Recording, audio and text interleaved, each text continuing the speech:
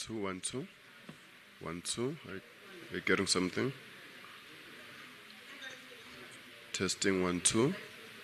Testing.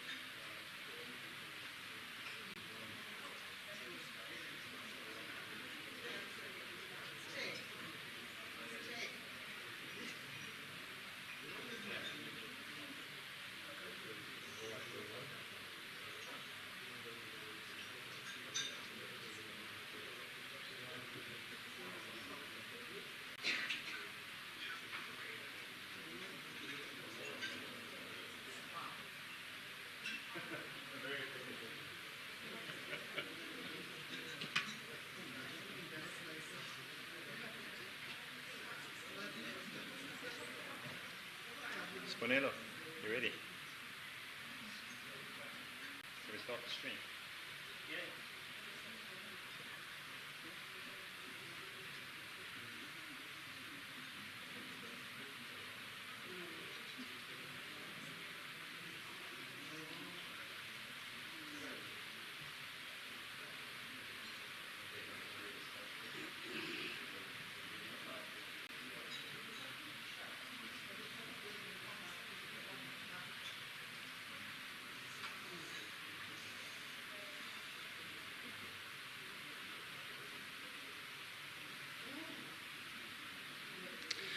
All right, good morning. Welcome, everybody. Thank you so much for joining us. I know that there was a little bit of a delay this morning with traffic, and we have waited a bit, but we do have an online audience as well, so we are going to have to get going. But thank you all for taking the time to join us this morning. I am Jonathan from PetroConnect, one of the insurers who is partnering on this program, the other being OneShow, represented by Jean at the back there.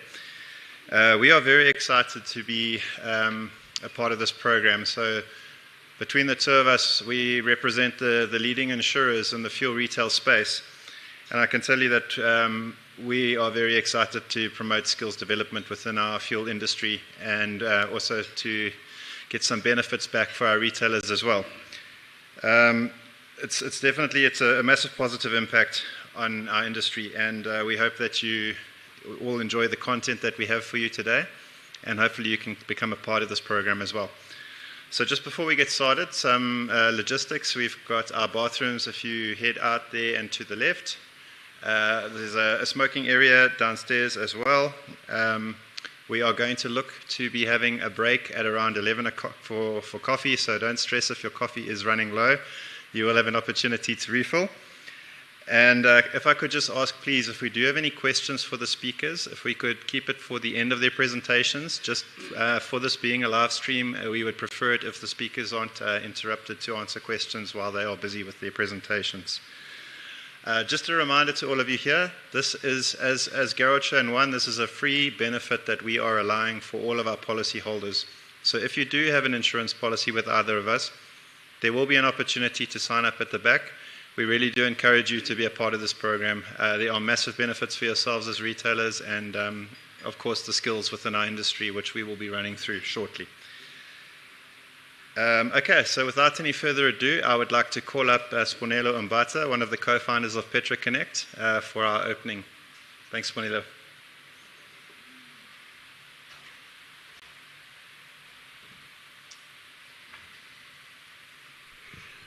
Thank you, Jonah. This is the part where you're supposed to clap, guys. Thank you very much. Good morning, everyone, and good morning to all our esteemed guests, as well as the online audience. I believe that there's people logging on all over the country, and some are probably still trying to log on. This is our third installment of this initiative, the Skills Development Program Awareness Campaign. We started in Durban, went down to Cape Town, and this is the final one today here in Johannesburg. And it has been amazing. And how basically this came about is, so for those of you that don't know PetroConnect, you're more than welcome to just log in online and probably read more about us. And I'm not here to really give you a whole long speech about PetroConnect, but very high level. Mark and I are dealers ourselves, and for many years, we've always been training our staff, and but we only looked at just one section of training, and more like skills development, which is really great. Getting our petrol attendants trained, your customer service, and all that kind of stuff. But I think very much later in our, dealership operations, and we then started knowing more about the SETAs, more particularly the W&RSETA, who is our primary SETA in the fuel retail sector. It was really at that time when we, the more we started to know about learnerships, that it's not just about free labor, and I think many dealers, we just get excited at getting free labor, but we tend to miss on some of the critical benefits that have been put in place by our government through the likes of SARS and so forth and so on. And therefore, we then tried these things, as we empowered ourselves and learned and inquired. And over the past few years, we started learning more about the benefits of all these things, skills development, the learnerships, and. And it was really at that time when, our eyes literally were lit open. And then I think as a business model, PetroConnect really, everything that we do is something that we have tried ourselves. And when we try something and it works, there is a time when we say, hey, Mark, it actually works. How about we tell all other dealers? So we really are very much about empowering other dealers, but not from a theory perspective, more from a practical perspective where we've tried and tested things. And I hope today is really going to give you that opportunity to learn some of the things that we have learned and to walk with us through the journey and to see the benefits that we've actually seen over the years. And I'm sure many of you here and online, if you're a dealer, one of your biggest headaches, I think the 2 periods in a year that you dread the most is after the 28th of Feb, when you see how much you're going to pay SARS, and August, when they tell you your provisional tax. And that's the biggest headache for every dealer. And I can tell you now that many dealers have had to go and either go to the bank and get an extra overdraft or get a loan so you can pay your income tax. And it's true. But how about if we tell you that there are legal means and ways for you to actually knock off all that tax liability and you don't go to jail for it? Yeah? And those are kind of things that we obviously want to share today. And I would like to also just acknowledge our partners, our biggest partners here and sponsors, which is Wholesale and Retail SETA. Thank you very much. And we also have One Shore. They rebranded to One. I know John's going to kill me. We're not one show, we won. So, and we also have Garage Show, of course. Jono, thank you. And we have Nedbank, who've also been very good partners of ours. We will have SARS as well. Please don't run away. They are, today they're not coming for compliance and checking anything. And the good thing also is that the parking lots are not here, so they're not going to see your cars and all that. So you're quite safe. And we also would like to acknowledge all our online audience as well. Jono, thank you very much, and I hope you guys are going to have and take this opportunity and make good use of it.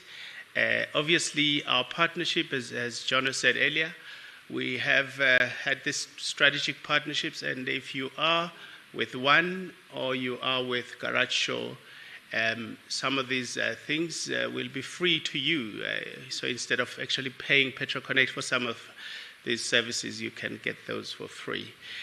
But even those that are deciding to sign up today, you will also get to save some of the money back into your pockets. Thank you very much. Thank you.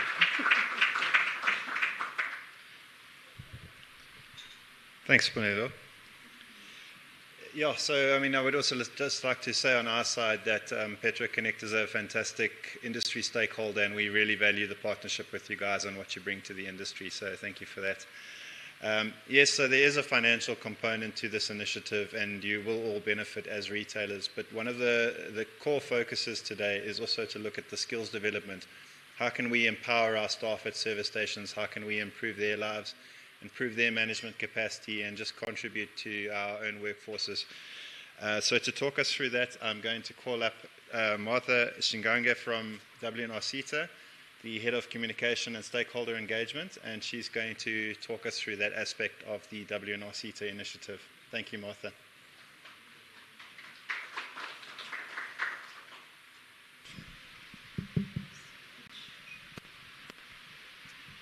Thank you so much, Jonathan. Mr. S, thank you so very much. Mark, it's always a pleasure. Look at Mark looking so busy. Hey, I'm talking to you. A very good morning to you, Johannesburg. Josie, how are you? Are you good? Guys, we've saved the best for last, so you really need to give me some energy. Can we do that?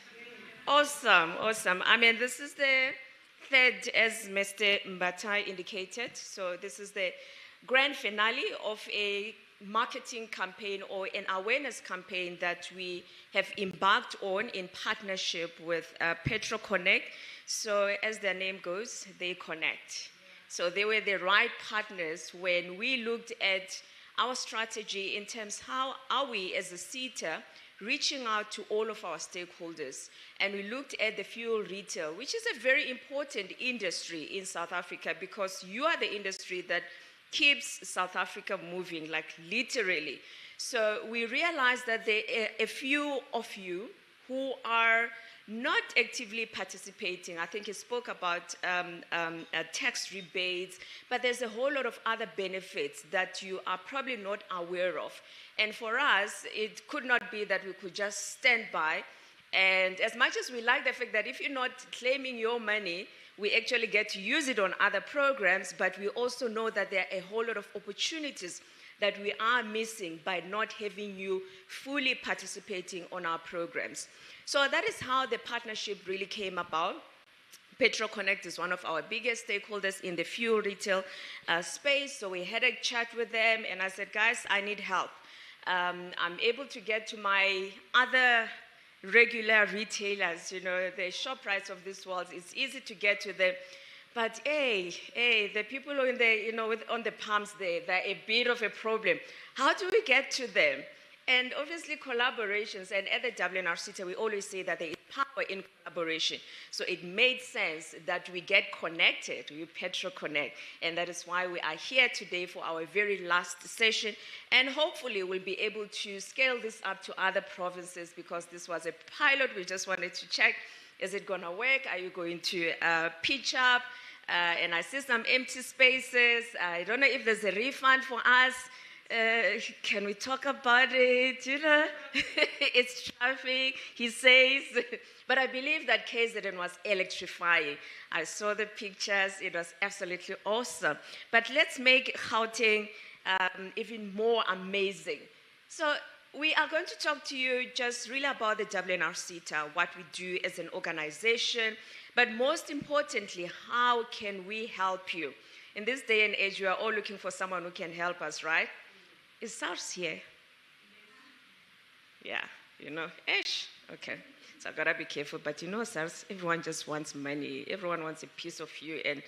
But here comes an organization that says, how can we help you? And that's why we are here. And let me tell you a little bit about the organization that we are representing today. So we're saying that we are marking this year 13 years of fueling the fuel retail sector. And we're saying this because I think those of you who have been in the industry prior to around 2011, you would know that fuel retailers used to be with W&RSETA, right? And after the new SETA landscape, then fuel retailers will move to W&RSETA, yay, which we're very excited about because it means more opportunities for us to touch lives through skills development. So we've been with the fuel retailers for about 13 years. So the W&RSETA, let me, by show of hands, accept the two, this gentleman here and that lady there, whom I love dearly, because they have been part of our programs at some stage.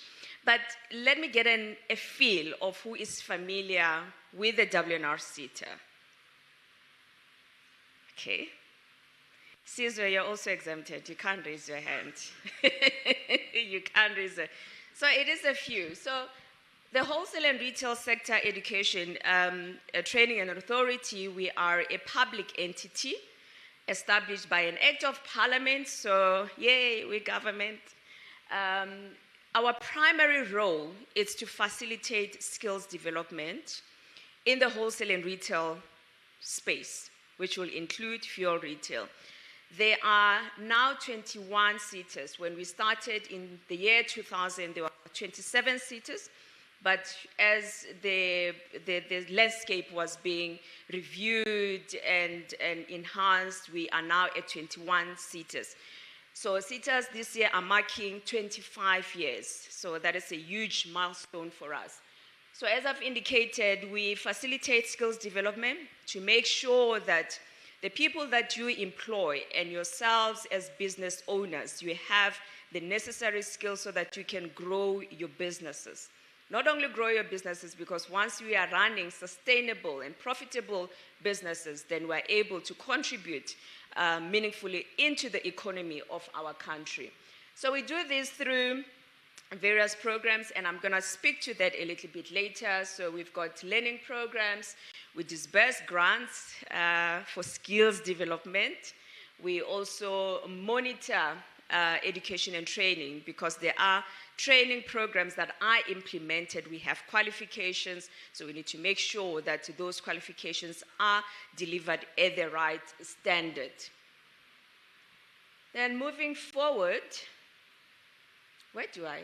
Okay, not gonna really bore you with this, but just to let you know that we are, as a SETA, working to be the leader in skills development in the country. And no, we are not in competition with any of the other SETAs, because we are all serving different stakeholders and industry.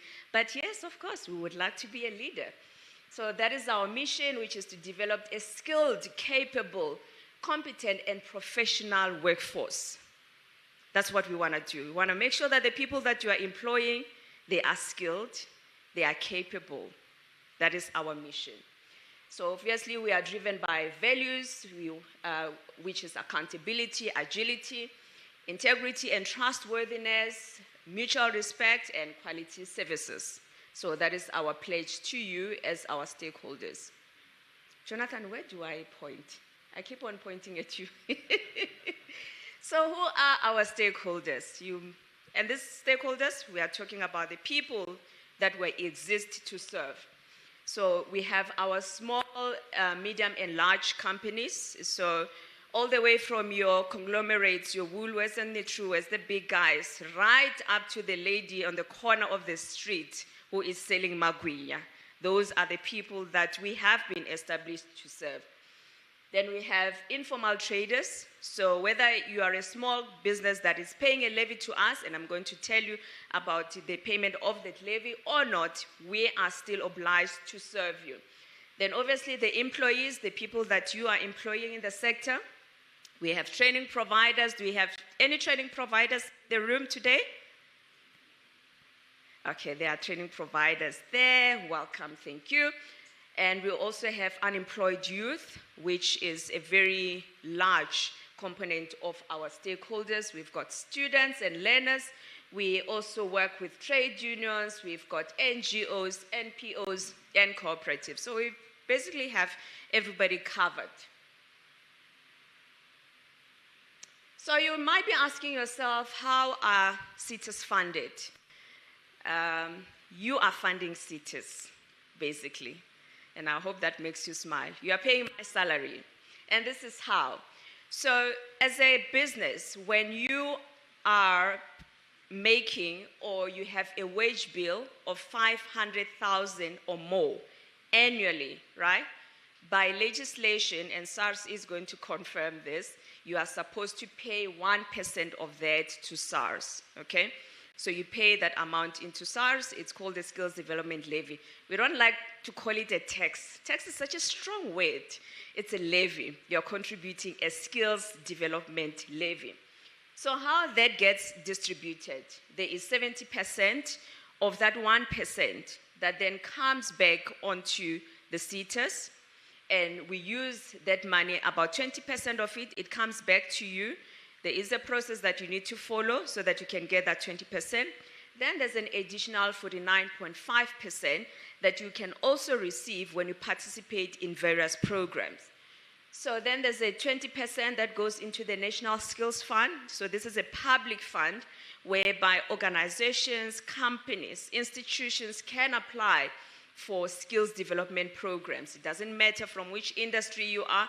PetroConnect can go into to the National Skills Fund. I know you're always looking for money, Mr. S. So, NSF. So if you don't make it with us, there's NSF. You can go to them. They are very generous. Then there's obviously the 10% that comes back and runs SETAs, pays my salaries, makes sure that we can do awareness campaigns like this and the like. So our programs, I've mentioned earlier that we facilitate skills development through a variety of programs, and some of those are the small and micro enterprises. And my understanding is that almost all of us in this room, we are under the category of small and medium companies. Is that right? So yes, we do have programs that we run as a SETA to support you as business owners, but also for the people that work for you. Then we also have entrepreneurship development, and that is a big one. I think we all understand and we know where we are as a country in terms of unemployment, particularly amongst the youth. And as a SETA, we are driving youth entrepreneurship. So we invest quite heavily to ensure that our young people can start their own businesses, and they are not only relying on finding employment within, whether in government or in the private sector. Then we also are involved in rural and cooperatives programs. Then we have our learning programs, which are learnerships and skills programs. We've got bursaries up to PhD level. So if you are here and you are interested, you want to do your MBA, you have a higher certificate or a diploma, we support you in that as a SETA. And I think I see some smiles here because there are people who have benefited quite heavily, where we've paid programs up to 500,000 for them to go all over the world. And one of them is going to talk to you about that. So that's what we do. And if you look at, again, that levy that you are paying, and Mark did an exercise for me in Durban. Mark, do you want to remind us about that exercise? Of what would roughly be maybe the minimum SDL that any company can pay. Perhaps the minimum. So you'll have your 300,000 to 500,000 per month that you're doing on your wages, Right. 1% of that. Okay, so if you work that out, if we go and pay for a program of 500,000 rands for you, I mean, that's a lot, right? That's more than value. And not to mention the learnerships. So we bring in young people. You can bring in young people into your business, that you give them the experiential training, right? So that they know how to, to work in your workplace. And we pay them. So graduates as well, you can bring them in so that they give you that extra. We don't call them free labor, and please, they are not, and should not be regarded as free labor. They are there to learn, but they add so much value into your business. And as a small business, you know that you always need extra hands, because you're like an octopus, isn't it? We have to have your hands on finance, on HR, and a whole lot on marketing and a whole lot of other things. But when you have those graduates who come in, they are trained, they just need a space to actually apply their learning. So that really removes quite a bit of a burden on your shoulders as well. So, and all of these programs, you do not have to pay for any of them. Then we have management and executive development. Josta is going to speak to you about that. Then I've spoken about workplace experience, career guidance. It's very, very important because, again, by a show of hands, who decided as their first choice that they wanted to be in retail? They just woke up and like, I want to sniff petrol, as Mr. S called it. Who decided that?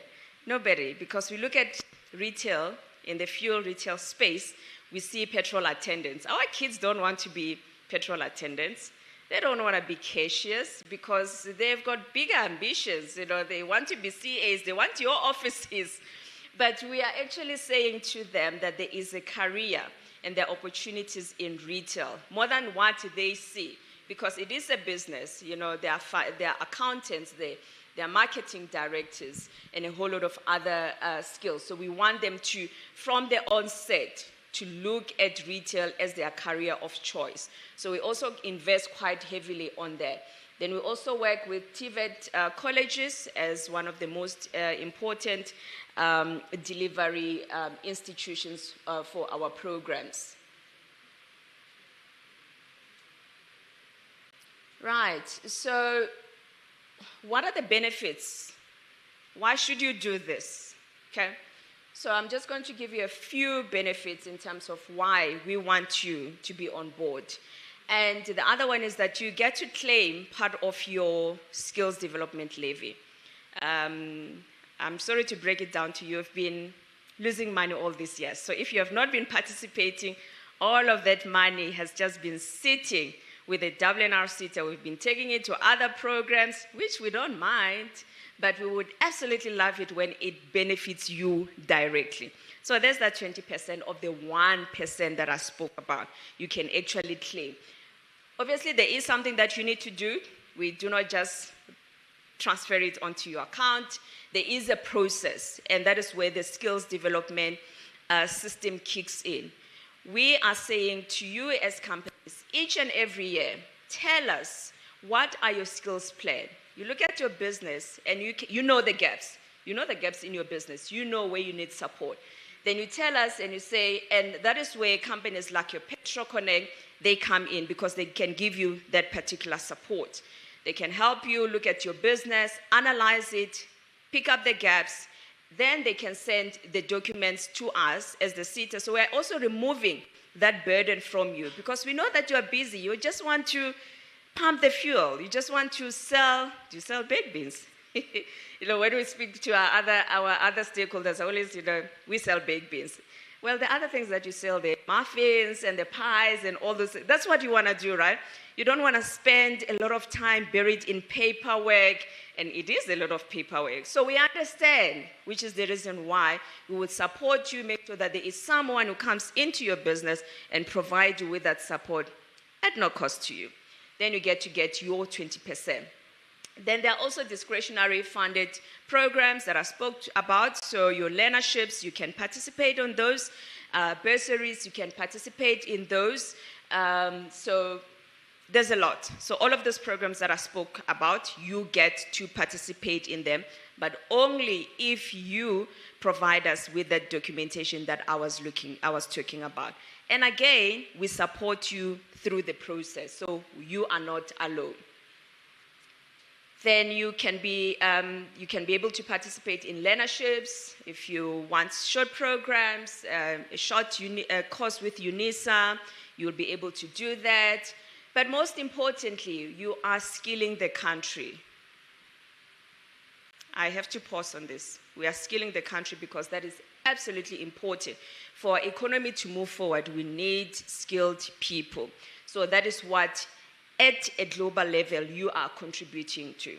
Then, of course, there are tax rebates, and I think the colleagues from SARS are going to talk to you about that. Mr. S also spoke about that to say that there are very legal ways of getting tax rebates. So they will discuss that with you in detail.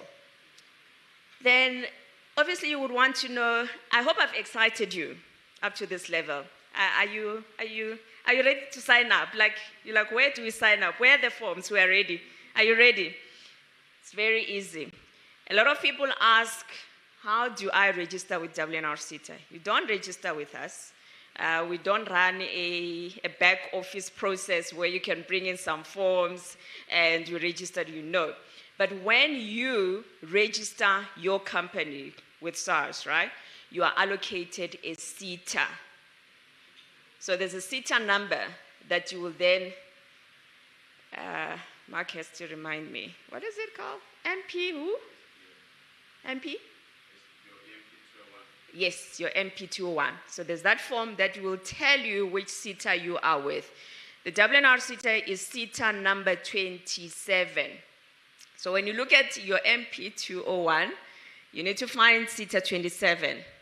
If you don't find SETA 27, which is the reason why we're also having this conversation while we are here, because we want you to come to SETA 27 because that's where you belong. You are in fuel retail, so we want you. You want to with us. We know that there are some of you who are still, if you go back now and you speak to your accountant, they'll be like, no, you're with SETA number whatever. There are other SETAs, there are other companies that with other SETAs, it could be W&RSETA, as I've indicated, that they probably didn't move, right, when we moved them way back. They could be with other SETAs because when you get to SARS, then they would be asking you what is your core business. Then you probably mention something, they're like, nah, this is with CHETA, with chemical SETA. But you should be with wholesale and retail SETA. And if you are with another SETA, it's not a train smash. There is a process called SETA transfer. So as a company, if you are registered with another SETA, but you want to move to a different SETA, that is possible, okay? It is a process. It takes a bit of time. It might take about 3 to 6 months for you to be transferred, but it is possible. So you can contact the SETA that you are with currently. Then you ask them that I want to transfer to W&RSETA. So there's a form that they will sign, that you will sign, and they sign as well. Then it goes to department, to SARS and the like, so that they then do the transfer. Then you can now belong with SETA 27, where there are all these great benefits. So in terms of your participation, so once we have established, and this is where now PetroConnect is going to come in, which is why they are ready now, to say if you are SETA 27, and the timing of this session, it's actually perfect because there is a window for participating each year, right? So we work according to financial year, just as you do. So for us, by the 30th of April, you should have submitted all those documents that I was talking about, your skills plan, to say these are your plans for the year. That must be submitted by the 30th of April, okay? So we then assist you by getting you a sector liaison officer who will come to you, to your business, and they will help you through the process. But that has to be done by the 30th of April so that you are able to participate on all those programs that I was talking about for the next financial year, which starts in April, okay? So we provide you with this support at no cost, So then you will be like, yeah, we like your story. It sounds good. Marketing people make anything believable. I can sell you ice, if you're an Eskimo and you still buy it. But for us, it's very important to show you the impact and to get people who have been part of our programs to speak to you so that I'm sure they speak the same language. There's a Petro language that I don't speak, but Josta speaks that language, and he can share with you what has been his experience since he has been with the W&RSETA and how he has benefited, including his company. Josta, I call him my ILDP baby. He was on our international program, so him and Vuyo, they are my babies. Josta, over to you. Thank you so much.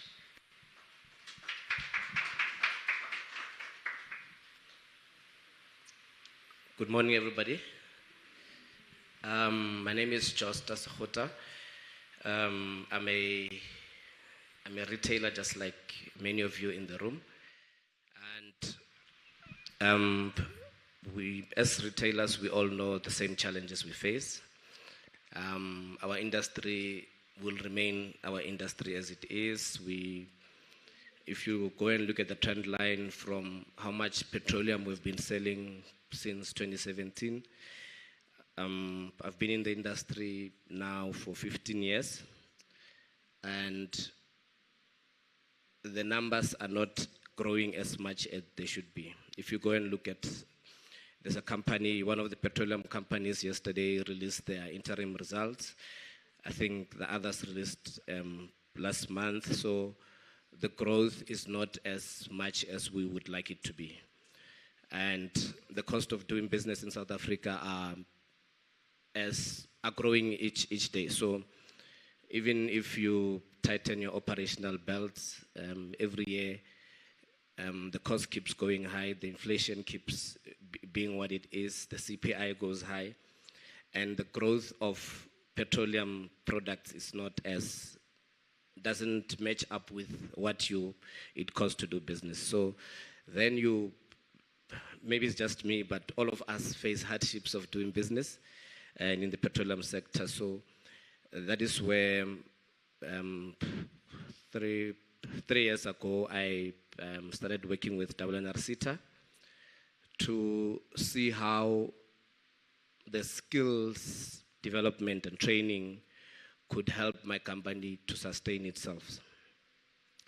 And obviously you buy a petrol station, the rules of the country forces you to buy it with the employees, you buy it with the employees as a going concern, and most of the times the employees don't match the skills, they're not as productive, and with unproductive employees and inefficient employees, you get to have a skills mismatch and you don't grow as much as you wish you could.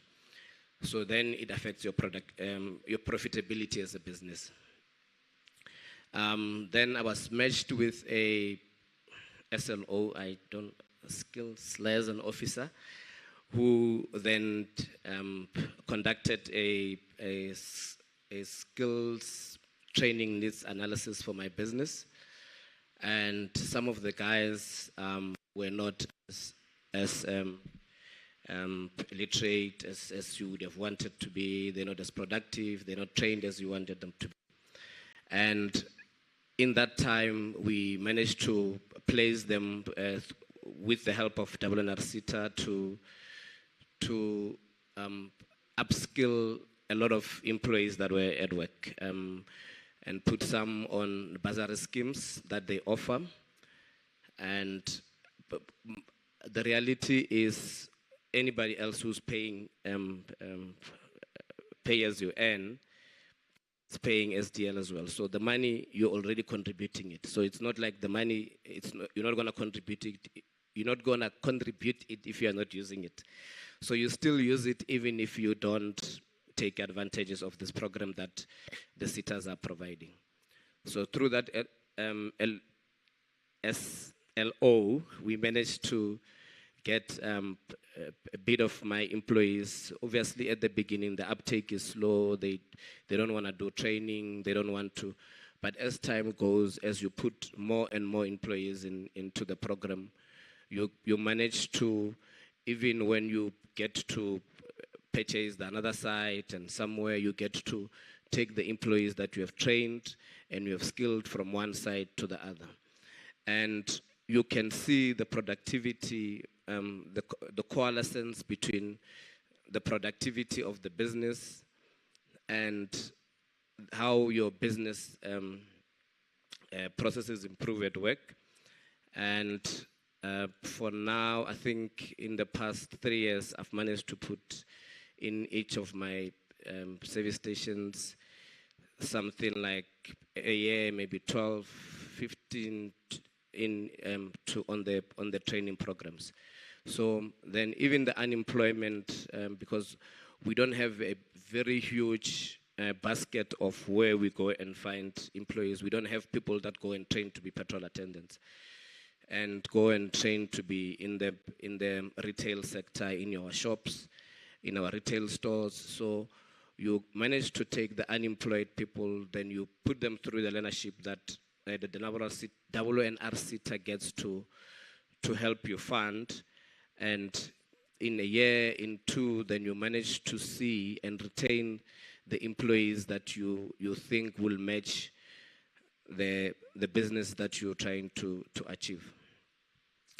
And in the previous 2 years, I was afforded again an opportunity to join the ILDP. It's an international development program, specifically for retail and petroleum people. We managed to go through, I think, 4 countries internationally, and to actually, when you're there, you manage to benefit from seeing how other petroleum businesses are operating, from seeing how petroleum companies are operating in Europe and in America and in Africa, the other side of Africa. The most important part was going to Morocco, because in the petroleum industry, ever since I was here, there's always been the biggest conversation: do we unregulate our fuel? It's regulated. We don't make enough on our rest.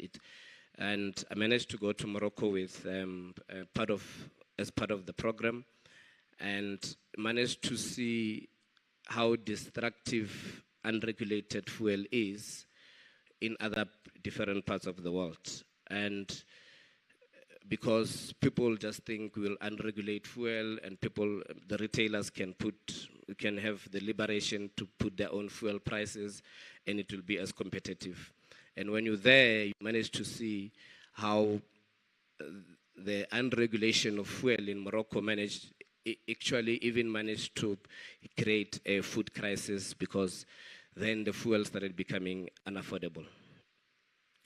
Then we managed to, in Turkey, I'm sure if you have a franchise with one of the top 3 or top 4, you would see how every year Turkey always comes at the top for efficiency of their employees and efficiency of how their employees work, and how the service, every year they always score highest in the world for how they service their clients compared to the rest of the world.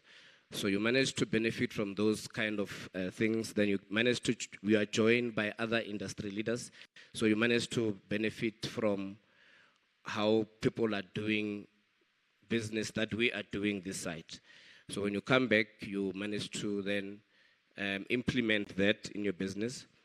And that gets to get your employees to be much more confident, better skilled to address the challenges that we faced, especially of driving the cost of running our businesses down.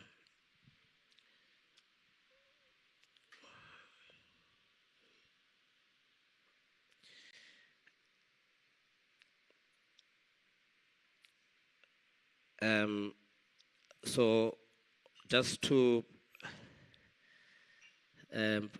reduce it first, because I see the things that I'm going to say, there's people here that are from the sectors that will be addressing them.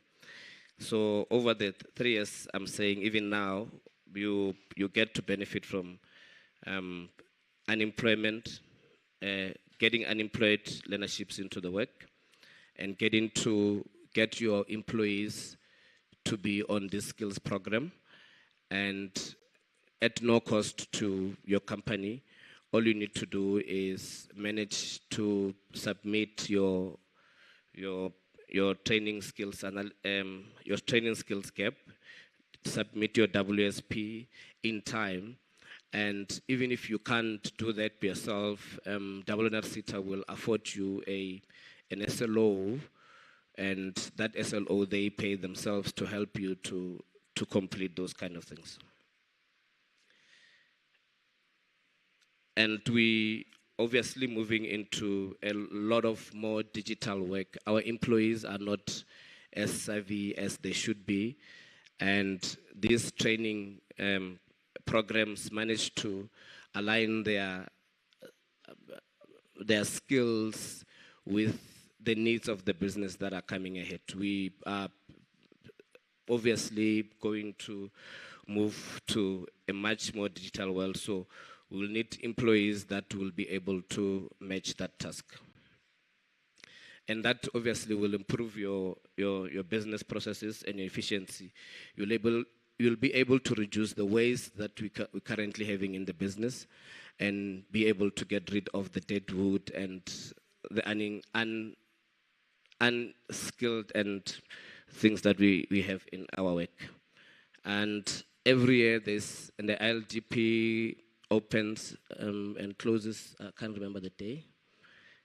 Yeah, and on their website, W&RSETA, if you go there, then you can be able to see different programs that they offer, and you can do that for your employees, as I did, and you'll be able to get the training that they offer for free. I think that's all. Thank you so much. So that was a teaser. There's more. Are we sold? Are we sold? Do you want to be part of this? You've got to be part of this. And I think our clarion call is South Africa needs you. So please be part of this system, because it's the only way that we can make our country to be better than what it is today. So please join hands with us and be part of the skills revolution. Thank you. And at this point, I think there was a question, Jonathan, if it's okay that we take one or two questions. Online questions, awesome, awesome. Maybe let's start here in the room. Are there any questions that you would like to ask to either, very smart people. They will take their questions. Are there any questions? Okay, at the back.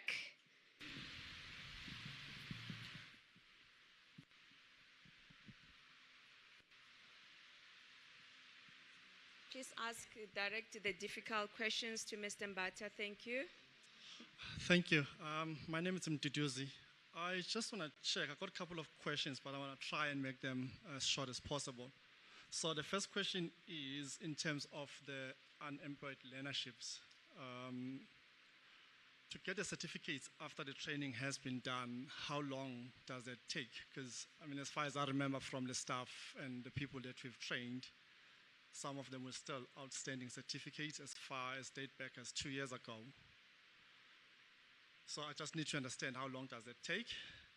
And then my second question will be in terms of the bursaries, including the international leadership. For the past 3-4 years, I've done 4 applications actually. Each year I've been trying to get into the international, and unfortunately I haven't been successful. And I'm not quite too sure what would be the reason, because there's no feedback after you've done the application saying that your application has been declined or anything like that. So is there a way that maybe someone can give us feedback once you've done the application in terms of a decline or an acceptance? The third question is, I heard that you spoke about once you've done your plan for the year, W&RSETA will send just use the word, an agent to go through the process and everything. I mean, I do this every year, but I've never been in a point whereby I get an agent from W&RSETA unless I'm doing it in an incorrect way. So if you can clarify that, maybe if there is a person responsible per region that we can talk to make our life easier. Thank you. Thank you so much for those questions. So in terms of the duration of certification, so we are firstly going to admit that there have been challenges with certification over the last 2 years or so. That was related to a system issue. But we have been dealing with the backlog of that. But so under normal circumstances, around 6 months for the external moderation and all the other processes. In about 6 months, the certification should be finalized. So if you still have outstanding certificates, we will then encourage you to please get in touch with the relevant provincial office. I'm not sure where you are based, but we have offices throughout the country. Gauteng has 2 offices. So we've got an offices in Parktown as well as in Hatfield. So depending on where you are based, where your company is based, the provincial office will be able to assist you in that regard. So in terms of ILDP, so I'm really sorry that you have been struggling to get onto the program. The competition is very, very stiff each and every year. Mr. Mbata will tell you he sits on those panels where we interview the delegates. It's very rough. I mean, everyone wants to go onto the ILDP, so unfortunately we only take about 60 each year. But it is an anomaly that you have not received feedback, because every candidate would have received feedback. So that is usually managed by the institution that is running the program. And I do know that we have to give everyone feedback, and we do that. So if you haven't received it, I would love to look into that. I actually work on the ILDP as well.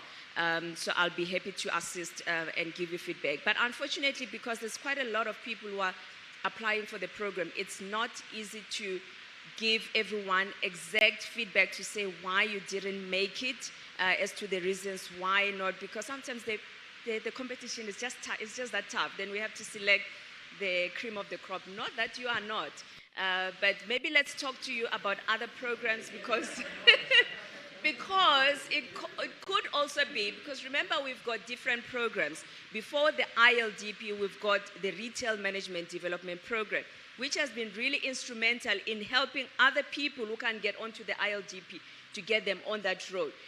So that you get your basics, the basics right, of retail management. So it could be that perhaps we need to start you off at the RMDP level before we get you onto the ILDP. But obviously, the cases are quite different. I'll be happy. I can actually volunteer myself to just take you through the process and maybe look at your application, the previous application. I'll gladly do that for you.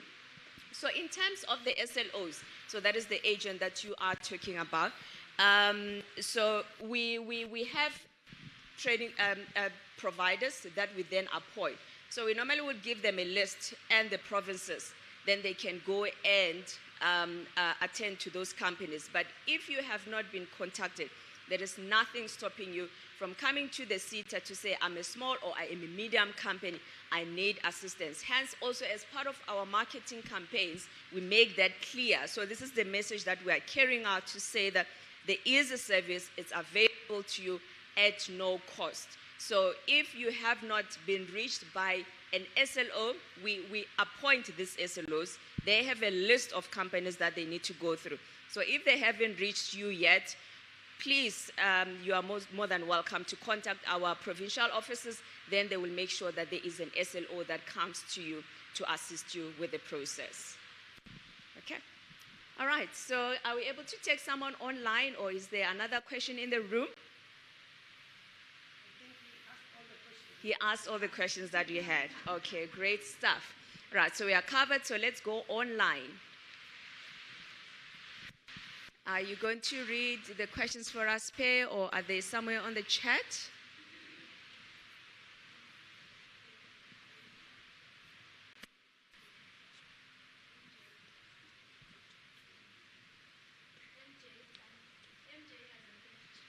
Okay, is he going to ask it? Are we able to hear him? All right, MJ, please ask your question.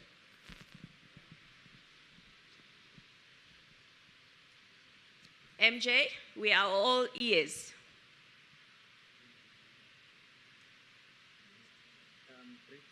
Are you possibly muted? Can you hear me? All right, we can see you, MJ. Please go ahead.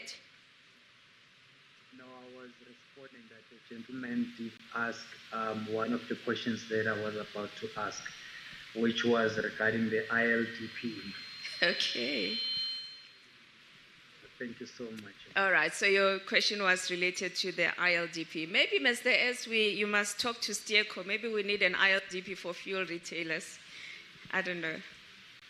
There seems to be, well, we do have fuel retailers, obviously, but maybe there is a special ILDP that we might need to consider. So MJ says his question has been answered. It was related to ILDP. Any other questions online, in the room? All right, looks like my job here is done. Thank you, Jonah.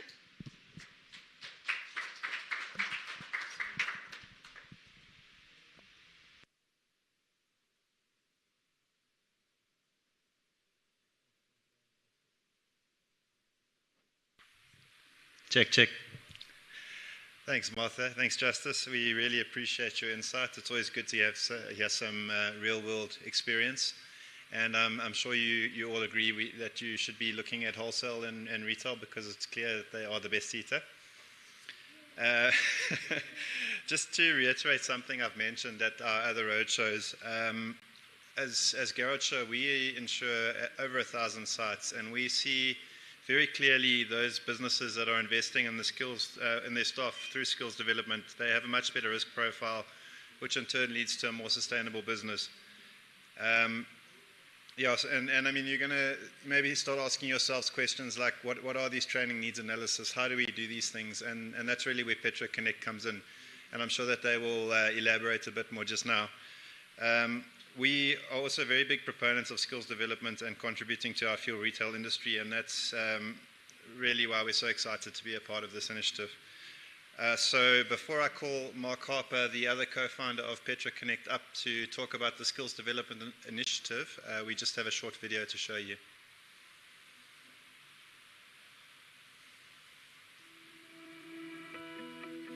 Greetings you all. I'm happy that I was selected to attend these classes. Firstly, I would like to thank them for giving me this opportunity, and I've learned a lot of things about the different personalities, their ethics, code of conduct. So what I've been doing here is that I've been learning so much. I don't even know where to begin because we've a lot of things were unpacked, things that were happening around us in our environment that we just chose to ignore.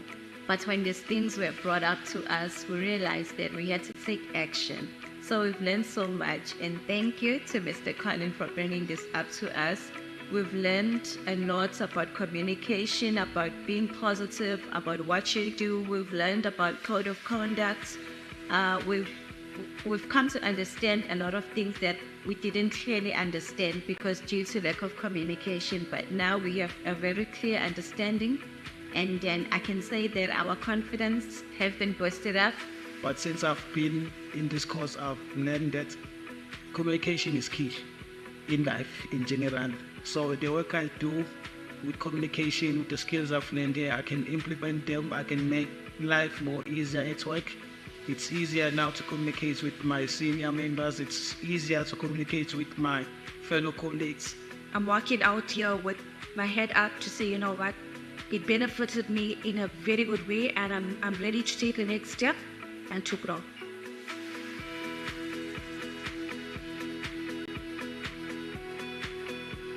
Awesome. Thank you, Mark. Can you join us on stage?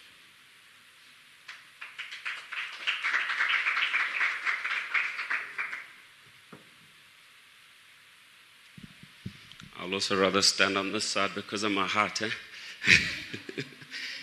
But we hope that you're clapping for those learners. I think we've had some amazing programs that we've run over this past couple of years. And that's just one of them. There's a couple of other videos which we'll get to a bit later, and there's other stuff online that we'll obviously be sharing. But thank you so much to you all for joining today, and everyone obviously online as well for joining. Yeah, we really, really appreciate you coming out so early. I see the room has filled up a bit. I'm glad it filled up after that I could come on and there would be a full room, right? But Martha, thank you very much again to W&RSETA for being part of this initiative. We've obviously had a number of partners on board, Garage Sure, One Sure, but W&RSETA being obviously our main sponsor of the programs. And I think, Martha, I'm quite impressed how much energy you have today after being overseas for 3 weeks. She's actually been on another W&RSETA program, facilitating that. We came from Cape Town 2 days ago, so yeah, I think clearly you've learned how to have all the energy, right? So where do I fit into this, or PetroConnect, or my presentation, shall we say, is that you've obviously heard from the W&RSETA what these programs are all about. So I don't want to go into every single program in detail because Martha's been into that. I think the biggest part of what we're going to talk about now is how do we implement these things. Because all these wonderful things, they're all great in theory. Theory is great, but how do we actually, how do we put those wheels in motion? Excuse the pun for fuel retailers. But I think that is the biggest thing that PetroConnect is here to talk about today. Hope I get this thing right. Okay. So I think I don't have to go into too much detail about who PetroConnect is. I think most of you know who PetroConnect is. But we offer a number of services within the business. Spunelo and I founded the business a few years ago. And to his point as well, was from a lot of the challenges that we had experienced and what we had seen in the industry. I mean, we keep getting those experiences every day of our life. I mean, I was talking to a fellow retailer outside earlier, and we were talking about contaminations, working with oil companies. There's just so many challenges that every single day we're all going to experience. But how do we just add something to the business that can help with some of those challenges? And that's really where PetroConnect came in. We obviously are a skills development facilitator and have our academy that offers a variety of services to new retailers coming in, as well as programs for actual staff that are in the business. We obviously go outside of fuel retail into the various other retailers. And I think we all know fuel retail is like everything. So when you look at a service station, it's literally everything in one. You've got cafes, you've got shops. In many of our sites, we've got the steers, we've got the debonaires, there's OK groups, there's spas, there's everything that happens within these businesses. So the Skills Development Initiative really was born out of these challenges. We put this together, and obviously Garage Show and One Show coming on board to say on every policy that they renew going forward, they'll be issuing these letters to the retailers to say, you have the opportunity to be part of this program for free. I think one thing I can say, maybe I must say this up front, because it's quite hard when you get to the end and everyone says, what's the cost? Because that's normally what we get. I'm going to say it at the beginning, there's no cost to anybody on any of these programs. So you don't have an administration cost up front, you don't have costs from us, and obviously the W&RSETA doesn't give you extra costs, as well as Garage Show and One Show are not going to give you extra costs. So I think now you'll pay more attention, right? Because now you know you don't have to pay. I think you've probably heard all these other things about 500,000 for this program, that program, thinking, well, hey, I'm going to have to pay a lot of money.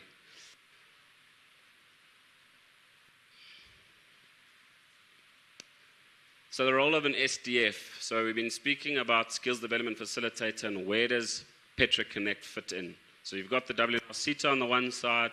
They need a skills development facilitator to be appointed by your business in order to run the rest of the processes. We had quite a lot of questions that came up in the other roadshows about, this is so much admin. It's going to be admin to run the learners. It's going to be admin to get this done, get that done. We're there to take as much of that burden away as possible. Is it perfect? We can't say anything in life is perfect. Spunelo's been telling me for a while he's perfect, but he isn't perfect. So, at the end of the day, there's no such thing as perfection in a program, but what we try and do is take as much of the admin side away. So we develop our WSPs, which we're going to get to just now, which is our workplace skills plan, and we do a training needs analysis right up front with you to understand what are the needs of your business. So I think there's a big thing in saying, okay, we want to run this program, we want that program. Obviously, everyone wants as much money back as possible. But how do we do it properly? How does it create impact in the business? So we need to actually create impact in the businesses that we're going to get involved in. And if we're not creating impact, please come and talk to us first before just saying, hey, I'm out. Because we need to understand if that impact is because of a specific reason, or are we not performing the way that we're meant to be performing? I've always maintained, as within our businesses, is that if we can't perform and you're not seeing value, we mustn't be part of your business.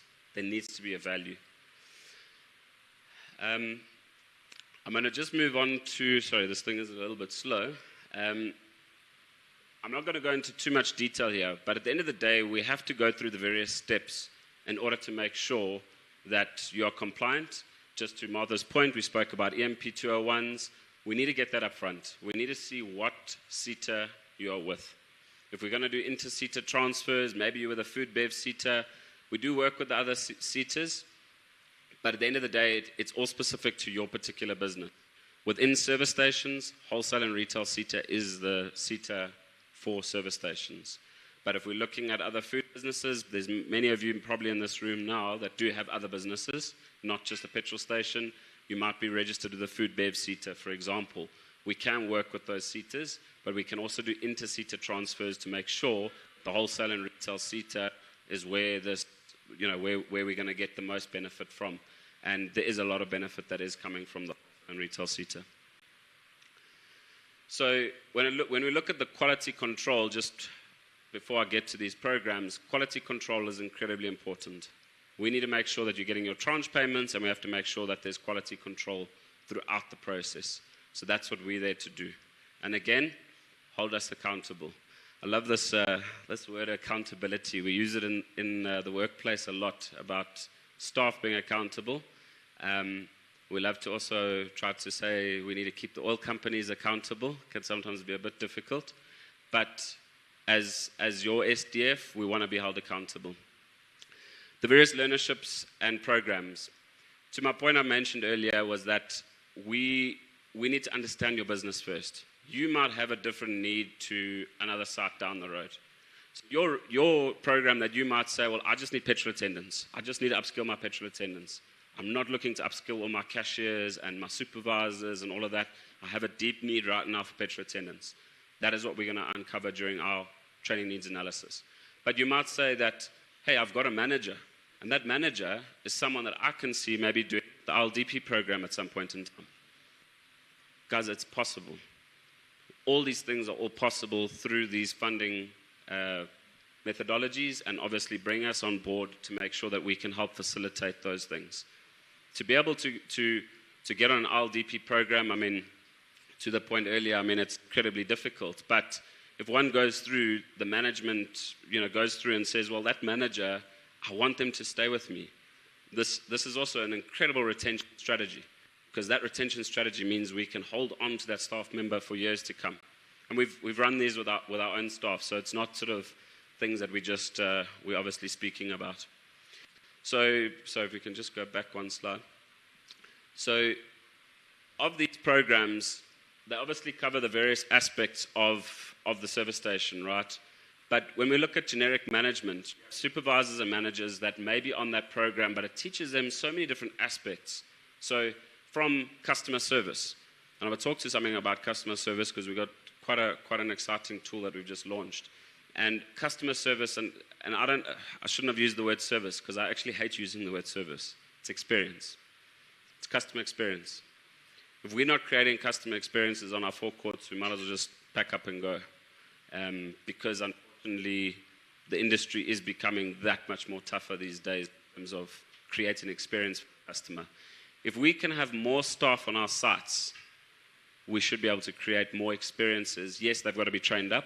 Yes, we've got to ignite them. Yes, we've got to be good employers. But at the same time, with more staff on the forecourts and employing more, we obviously can start surrounding maybe one car with 2 petrol attendants. One person filling up, one person cleaning the windscreen, as an example. That's an experience. By the way, you're not paying for those staff. W&RSETA is paying for the staff.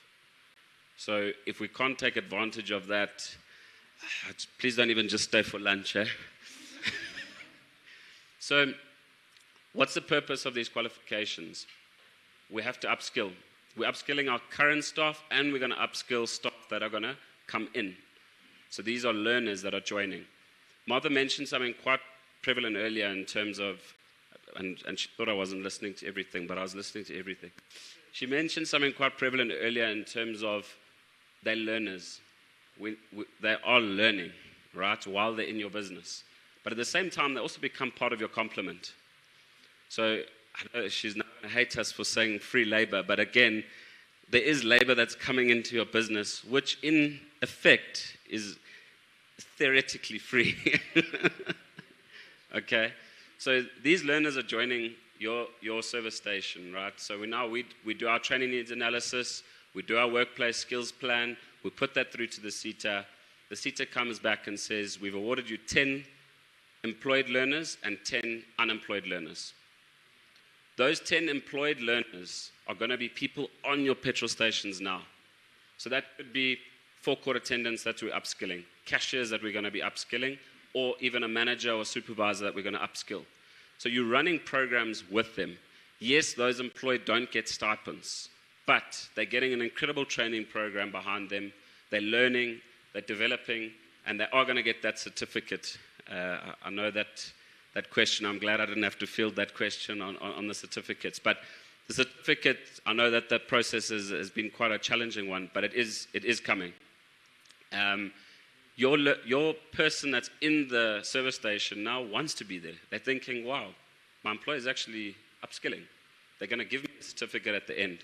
They know I've got that in my CV. Yes, you don't want them to leave, but you know that age-old thing is you don't have to upskill, but you're going to have this person working in your business that's not skilled, or you're going to have to upskill the person because you want the right skills within the business. And again, retention. We need to retain the right people in the business. So lifelong learning and career paths. It's something that's quite key now as we embark on these journeys, is that we actually create the training needs analysis, and we do a WSP every year. But we look back in the next year to look back at it and say, okay, what worked, what didn't work? Who else do I want to train? Who else do I not want to train? So it's a lifelong career path.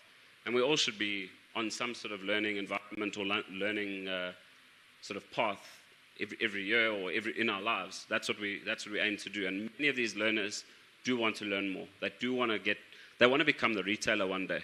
We know it's not that easy. I think a lot of people, all the retailers in the room, you can see the smiles, because everyone says, I want to own a garage. And then they realize when they're in the garage, I don't want to own the garage. But at the end of the day, we know they're good businesses, but how do we start to tweak a couple of those things now? I know Jafta spoke about that earlier, but in terms of just tweaking certain operational things within our businesses. Staff, it's our biggest expense, but it should also be our biggest asset, because those are the only people that are bringing people in. We were talking in Cape Town about self-service. We know self-service is not on the cards for South Africa anytime soon. We employ over 100,000 people. I don't think government's going to just say, oh, it's fine, you can now do self-service. So how do we now start to work with what we have? Thanks. What are the benefits? Upskilling and training we've spoken about. The Section 12H tax benefits. This is always the exciting part, right? I know you've been bored with what I've had to say up to now, but the 12H allowances that you're getting. Maybe if I can just get like a show of hands, anyone that is taking advantage of 12H allowances. Is anyone here taking advantage of them from the retailers? So you're all paying too much tax. Or you've got really good accountants that are finding other ways to save you tax. 12H allowances, on every single learnership that you complete, you are getting an allowance off your taxable income. Per learner, you're getting 80,000 Rand per year. So it's 40,000 Rand that you get per annum. So if it obviously splits over a financial year, if your financial year is in February, it will split over that year, so it's pro rata for those learners that have completed up until February. Let's say it's Feb 2025, and let's say they started in November 2024. For those months from November to February, so 4 months in that case, you'll be getting that 40,000 Rand times by 4 divided by 12. You'll get that pro rata to your taxable income. When the learners finish, you get another 40,000 Rand off your taxable income. So let's say we got 10 learners. I had an example now of 20 learners. You're getting 800,000 off your taxable income on those 10, obviously 1.6 on the 20. I mean, it's just like, I don't know. SARS is going to speak about it a bit more just now. And again, it's not tax evasion. It's not. This is exactly what we're meant to be doing. We're meant to be upskilling, bringing learners in. All of this free, by the way. The 12H allowance is just something extra to add to your taxable income or to deduct off. So the 12H allowances, have to take advantage of them. If you do have a disabled learner, it's 120,000. So it's 60,000 and 60,000. I mean, 120,000 Rand. I mean, we understand it's got to be the right disabled learner because obviously it's got to be safe on our forecourts. So in certain areas of your business, we do have disabled learners within our businesses. There might be a hearing disability as an example. We can still put that person as a merchandiser. There's no reason why they can't be in our businesses, but we are getting the taxable benefits on that. And then obviously the subsidized labor costs. Again, Martha's keeping her ears closed, but that free labor is subsidized labor costs, right? You're getting labor in your business. So if I take 10 unemployed learners, right, you get an award of 10 unemployed learners. They come into your service station as learners. The stipends are paid by the SETA to you. That's as easy as it is. It doesn't go via Spornello's bank account. It goes straight into your bank accounts as the service provider, or rather as the actual site that's doing the training.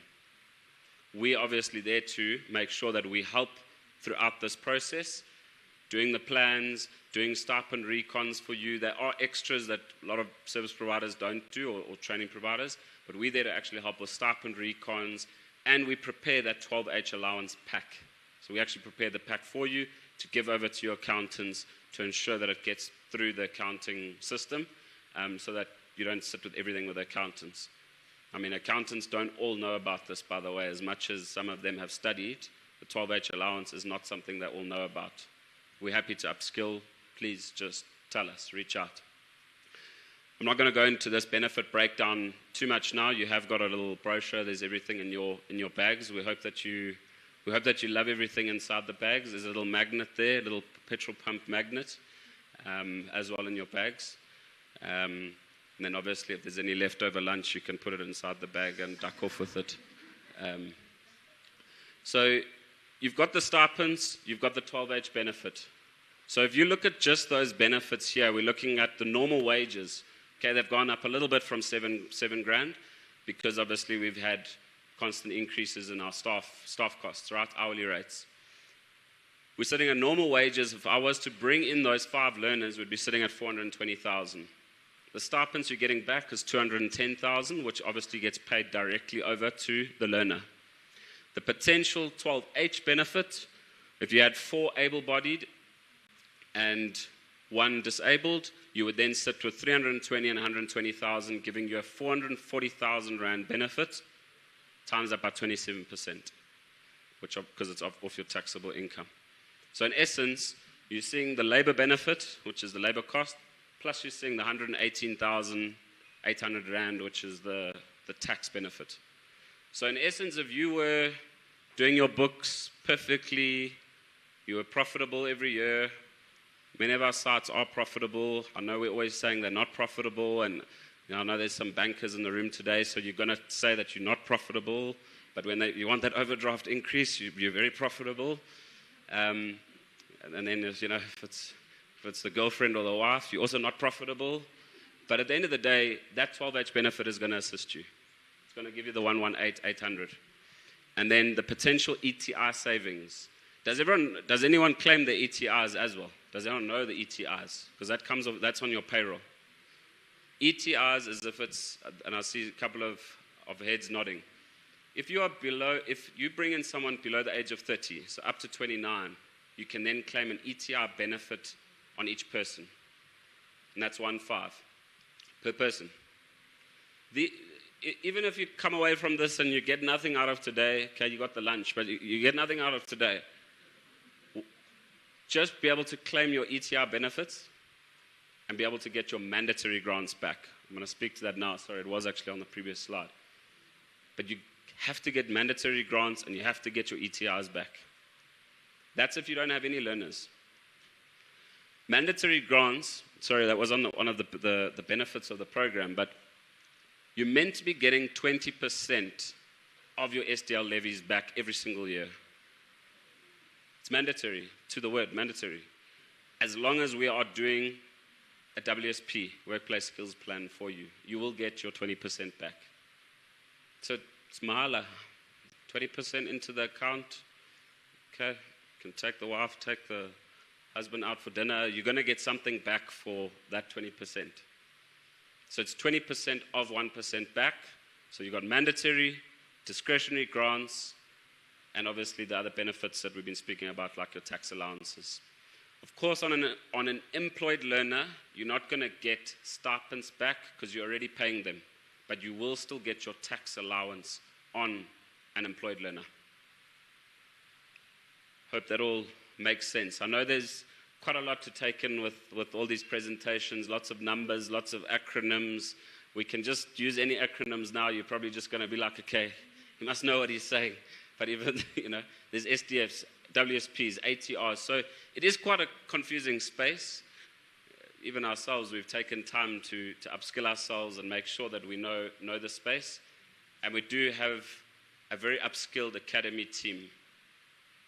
Many of them, I think, are even dialed in today listening. So I've got to say that. No, I'm just kidding.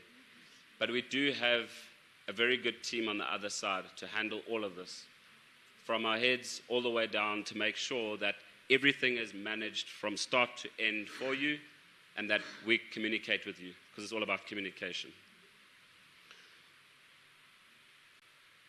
I think this whole garage show, one show thing, right, has spurred on a lot of this. And when we started having the discussions with One Show and Garage Show being obviously the two biggest insurers behind the fuel retail industry, between the two, they sit with 2,500, 3,000 retailers that they insure. There are so many risks. We know the risks: fire, contamination, theft, robberies. All these types of things are happening every single day. Sometimes we don't actually know they're happening, because I don't know what it is with retailers. They don't seem to like to talk to each other, right? They don't seem to like to share. So they don't tell each other, I had a contamination, who are you using? How are you dealing with the contamination? Or maybe there's a bombing. Do we share to say, hey, it's the same type of MO that's going around? But if we have more upskilled staff on the sites, it has to decrease. It has to decrease. I understand that when there's a fire, you often think everyone's just going to run, because that can happen. But at the end of the day, if they're a little bit more upskilled on certain aspects, certain management that they get upskilled on, customer experience, they get upskilled on those little aspects. And even sometimes it's just going to the training room. So they come out of, they obviously have a theory section and they have a practical section. The theory that they go through, they go to beautiful venues that we have. We also have offices here in Joburg. They go to beautiful venues when they're actually training in the theory. And they actually come away and say, they need to come back to you guys and say, hey, that was incredible. I actually learned something today. Or I just experienced something different. I went into a beautiful training venue. I got lunch. We provide all those refreshments to the learners. They get a proper lunch for the day. They're getting refreshments along the way. Just feeling special. Come back to the site. There should be that little bit of, as our customer experience expert says, vavavum. Just to have that little bit extra.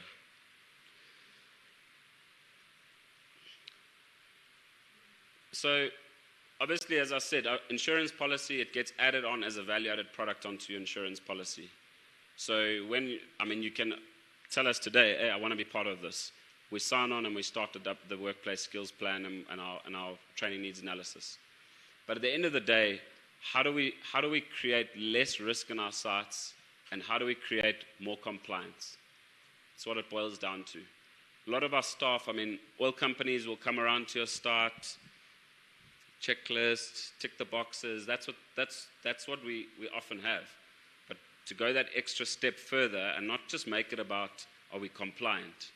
Do we actually know what's going to happen if there is a fire, if there is unrest, if there is this issue, that issue? Those are the types of questions that we need to obviously be able to ask.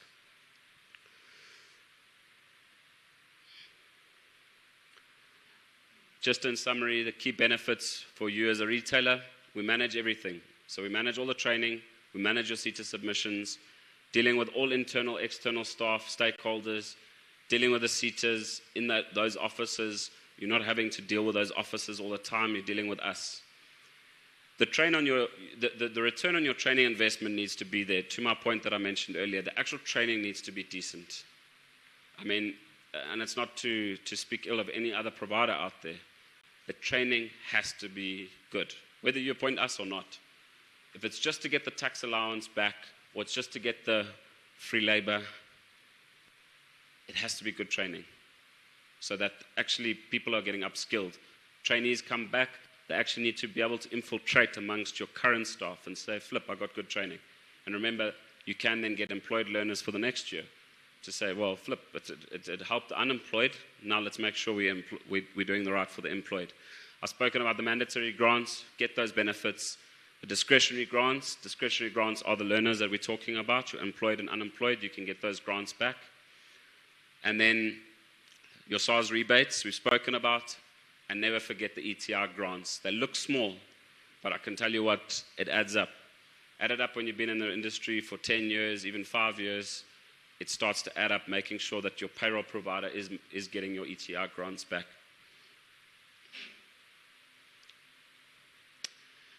The one thing that I just want to talk briefly about, unfortunately, she couldn't be with us today.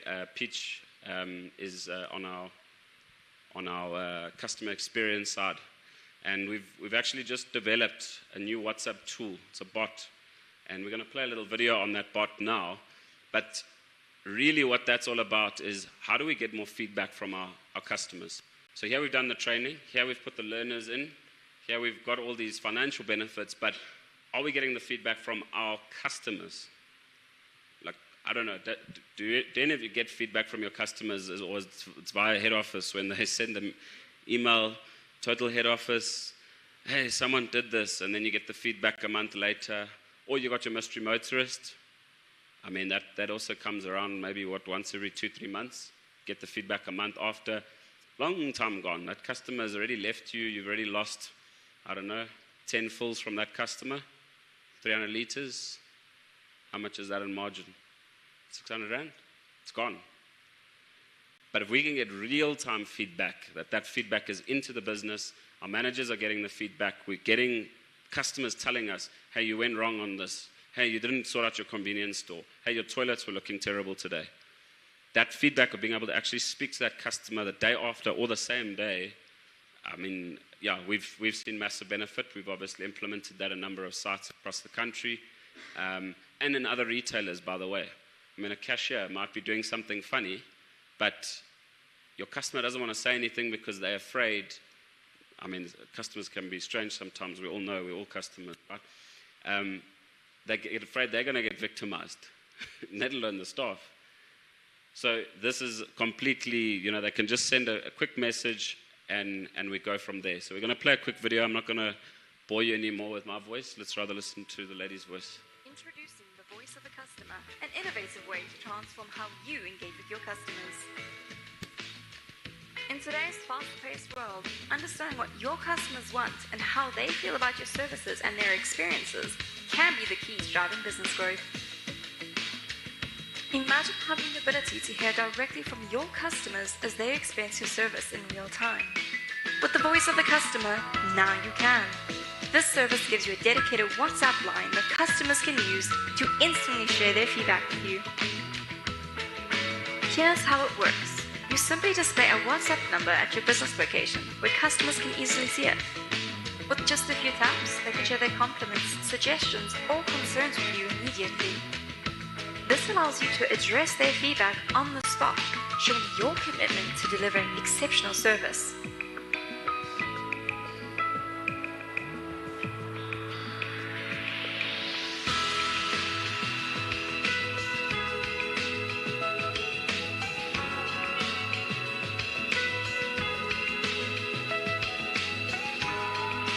With this real-time communication, you can turn every piece of feedback into an opportunity for immediate improvement, creating a stronger relationship with your customers and building trust. Your customers' voices aren't just heard, they're turned into actionable insights.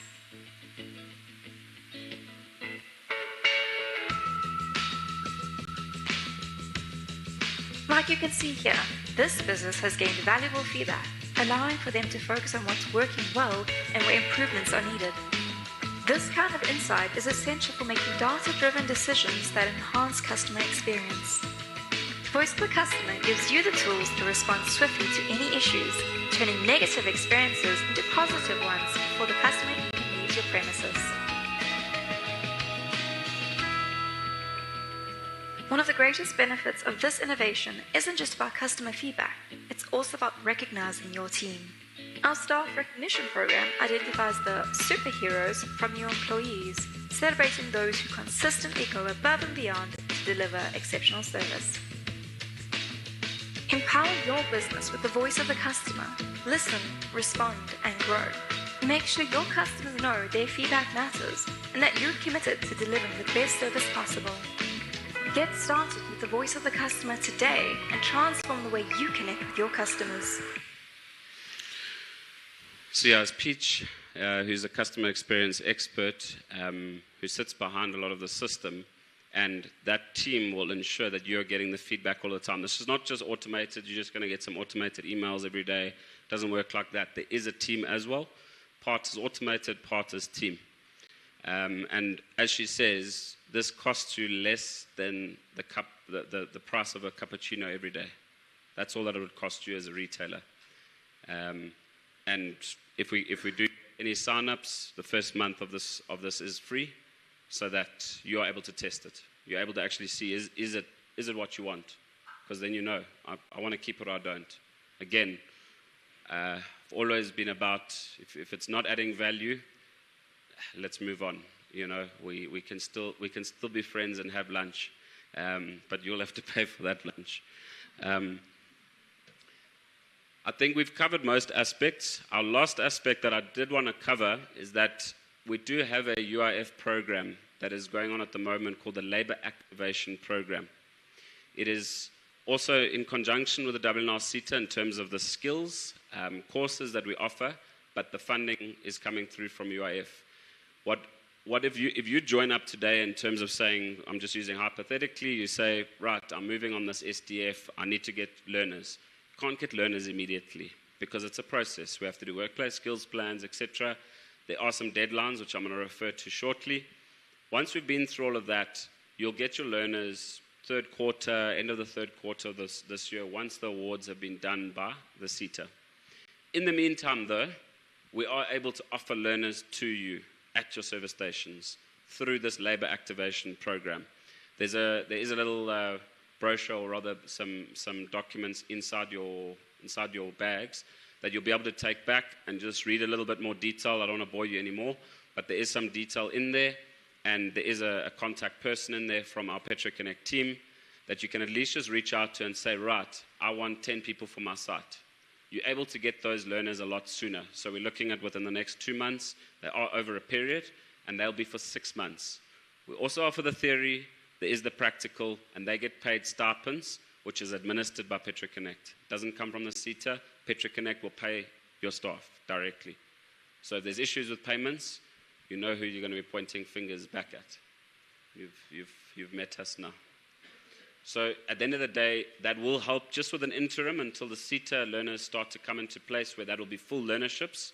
But these UIF learners are going to add a lot of value to your business, some talent that you will also be able to see coming through from that, because we hope to then keep these people employed, because that's what we need to do. I mean, in South Africa, we understand now our unemployment rate. Sometimes I think we lied to at times about the percentages, but unemployment is rife.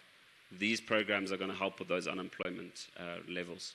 So that is the UIF program. And in essence, if you can, please just look at your brochures and just contact us through that. We will be setting up sessions with everybody just to see, are you happy to do a training needs analysis? As I said, costs you nothing. And then we'll kind of go from there. So I think I've come mostly to the end of my presentation. I know we're going to take some questions. I can say that deadlines on the SETA side have changed somewhat. You do have until the end of April to do your workplace skills plan. The unfortunate part is that we have to get the discretionary grant funding applications in by the 14th of March, which is now. So if you are interested in moving forward, we obviously need to move quite quickly. It's not our deadlines, it's set by the wholesale and retail SETA. We are very deadline driven. I think the team sometimes wonders why do they want to always be sitting with all these deadlines all the time? Because there are a lot of deadlines and we're having to work against those all the time, and we'll try and assist you as best as possible to reach those deadlines. But ideally we need to do our training needs, WSPs and discretionary grant funding applications by the 14th of March for your businesses. Be that service stations, be that supermarkets, wherever you sit. So yeah, I'm going to take a couple of questions. One of the people that I also just wanted to make mention of today, one of the retailers that's actually been in the PetroConnect journey for a while. She's celebrating 1 year at her site today, Astron Wonder Park. So yeah, Natasha's with us today as well. So yeah, well done to her. So she's been on quite a journey, and I think for her to even make it here today is quite an achievement, Natasha. So well done. Questions, maybe. Any questions from the floor, and then we can also do questions from online. We're going to have another mic. Sponella will answer the questions. I was just going to do the presentation.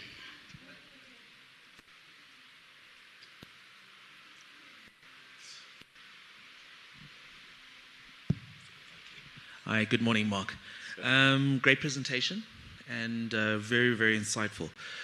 My question is around when is the best time for a business person to approach the likes of PetroConnect to take advantage or to utilize everything that you presented? Because listening to you, it sounded like you were talking to existing business people, but if one is to start a business on day one and they've just acquired it, when is the perfect timing to get these systems in place and to utilize what the W&RSETA is offering? Sure. So when you've got a business now that's just started paying its levies, unfortunately, the funding isn't going to come through immediately. It's normally after 12 months of running that business that you're going to be able to get the funding, because that 1% SDL levy had to have been paid. There has to be proof of the fact that these SDL levies are being paid. You obviously pay them to SARS, and then it gets from there, it gets channeled across to the correct SETA that it's registered for. So yes, it's after 12 months. If you do have another entity that's been in business for 12 months, we can obviously do registrations on those. Other programs that are obviously not through the SETA, those are other programs like we're talking about, or that I was referring to earlier, UIF program. We are able to help with those types of programs. So yes, we definitely can. But unfortunately, there does need to be, when it comes to the W&RSETA and putting our applications in for WSPs, it needs to be at least 12 months. I think there was another question somewhere in the room. I'm not sure if they come here online.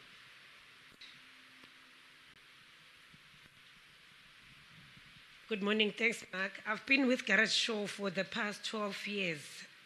So I think I do qualify. But what would you need from me? Do you want me to produce a proof of the policy for me to qualify for all these beautiful things that you're saying are for free? And I want to be sure when I live here, is it really, really for free? You want to get a recording, eh? You must put the camera on her, make sure it's recorded. Sure, because I'm after you. Yeah, so we'll be able to, I mean, we will be doing calls with everyone, but if you want to just say up front, yes, because then we can make you at the top of the list of calls. You get free lunch. So, yes, what we would do is you'd basically be added onto the system where we then start a training needs analysis and do the workplace skills plan with you. So, yes, and you would qualify. It's completely free.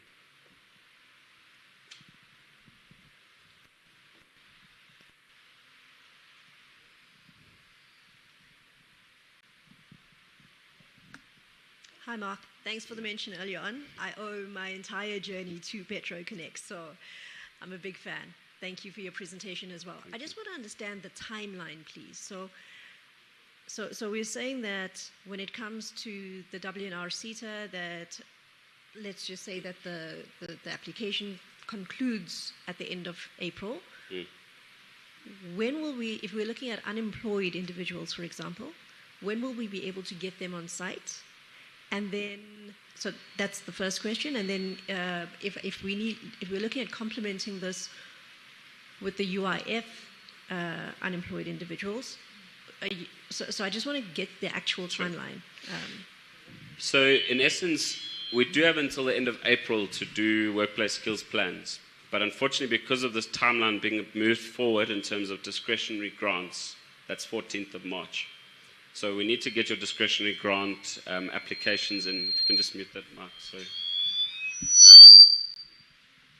by the 14th of March, we have to get our discretionary grant, and unfortunately, the WSP is part of that when they assess the discretionary grant funding. They need to see that you've got a workplace skills plan. So they need, basically, the SETA needs to understand, have you got a plan of action? What is your plan of action? Who are you looking for? Why are you looking for them? And we do that submission, right? So that's really by the 14th of March. As much as the workplace skills plan deadline is the 30th of April. It doesn't mean you're going to miss it now. Unfortunately, the discretionary grant period, if you do miss that, you miss it. But there will be other ones opening, but you might not get those learners then as quickly because that funding window would be closed. The workplace skills plan must go in order to also get your mandatory grants back, the 20% of the 1%. When it comes to learners on site, you'd be looking plus minus the range of about September. Why I'm saying September is that the plan goes in. SETA has to obviously go and look at all the plans of every retailer across the country.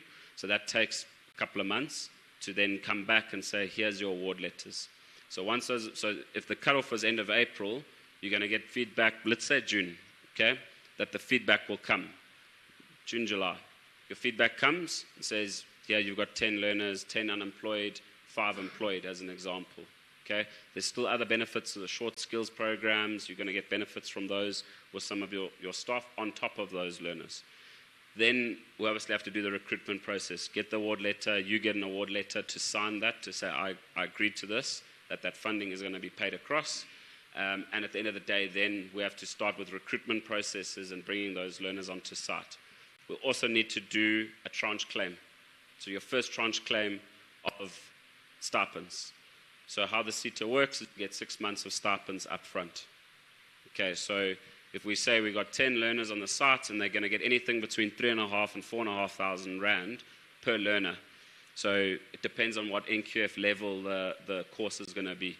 So, if the person has a post-matric qualification, they could actually qualify then for a higher NQF, so they could get an NQF level 4 certificate in retail management or generic management as an example. That 4.5 times 10 times 6, then be paid out. So then you've got 6 months. We like to work our data such that money, as the money comes in, we start. So if there's any delays, we obviously don't want you to be out of pocket. I do want to say there can sometimes be the odd challenges when it comes to payments. It's not necessarily that it's an ongoing thing, but of course payments have to come through as timelessly as possible. The SETA is constantly working on systems to make payments as quickly as possible. There's monitoring and evaluation. There's all sorts of things that happen during the course of this program to get your next tranche and your next tranche. As an example, if you're going through that first 6 months and you have a dropout, so let's say you've got 10 learners, 2 drop out. There has to be a write back on those 2 people. So they'll be paid up until they leave, but of course now you've got the money for that 6 months. Okay, you can't just now chow that money. That's 6 months now. You've got someone who maybe has not been in the business for 2 months. There may be a right back of that, but of course, your tranche 2, you're going to be getting more. So it would be basically you're getting tranche 2 minus maybe 2 of those learners that have dropped out. So in essence, you can gauge around that sort of month, and hence why I'm saying if you can bring on the UIF in between, it means that you can see learners in your site immediately, that you don't have to wait this whole year out. Those learnerships, or rather skills programs under the UIF program, you're not going to get the tax benefits, unfortunately. You will get that because it's a 6-month program. Learnerships are 12 months. That's the only time that you're going to see tax benefits. But you are going to get the learners. You are going to get paid for staff in your employ.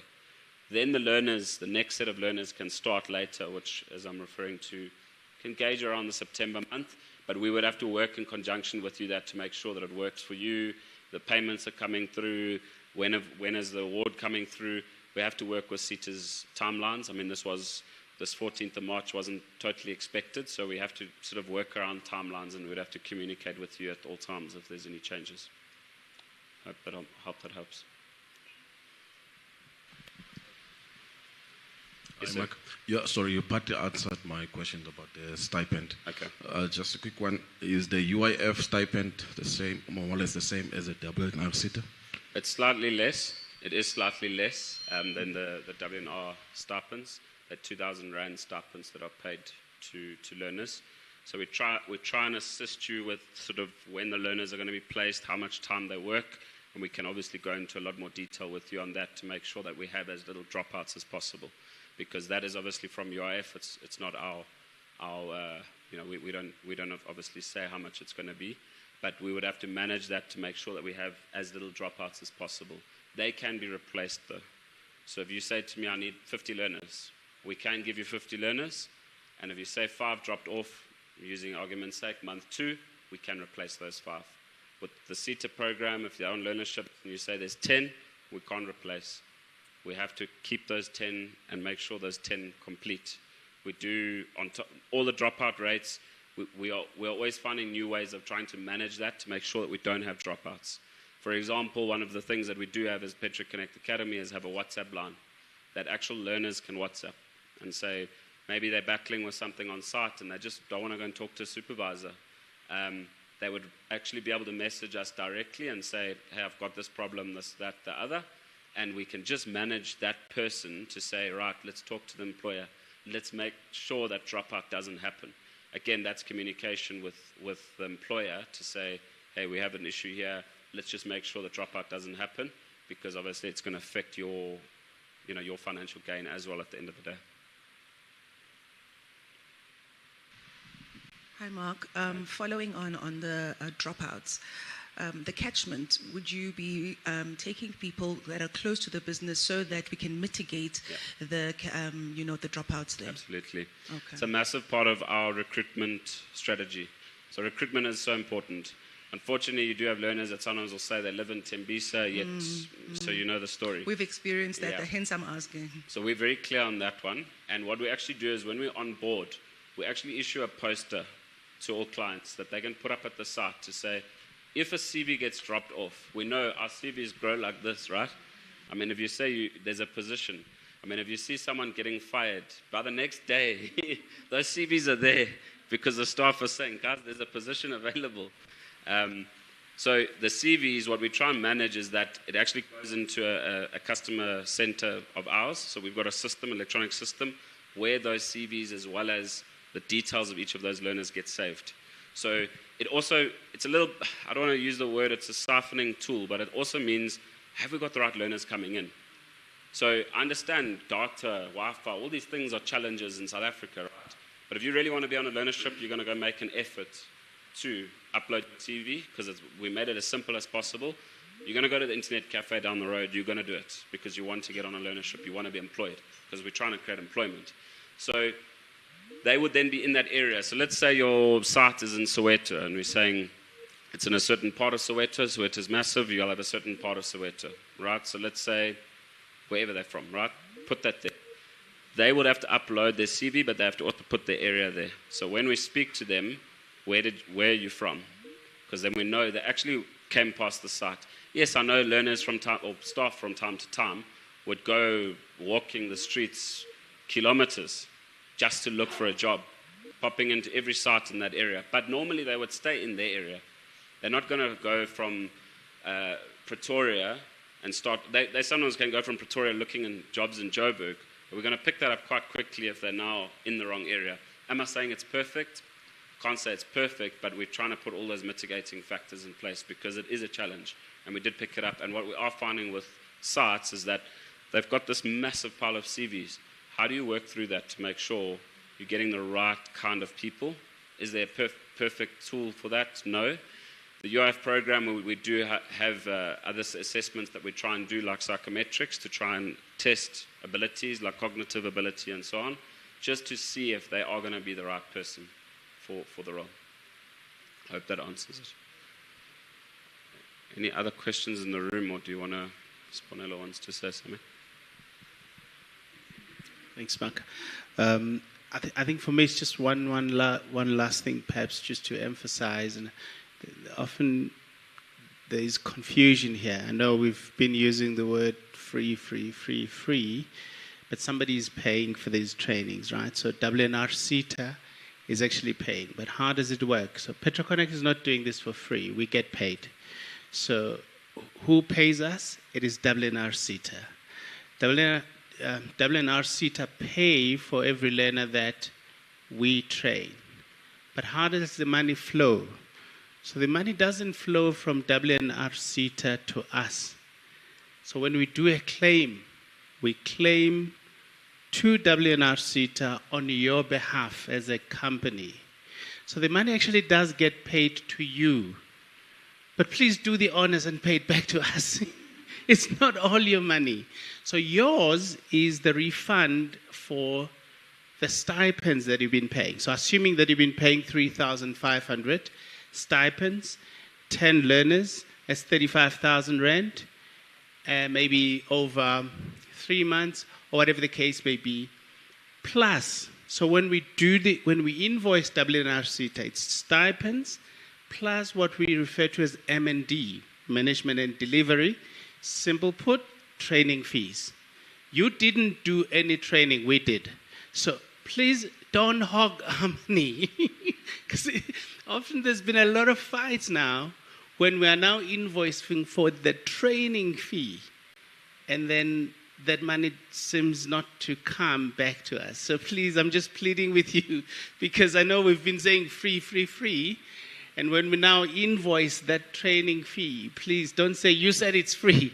It is free to you, but W&RSETA is actually paying for it. Thank you.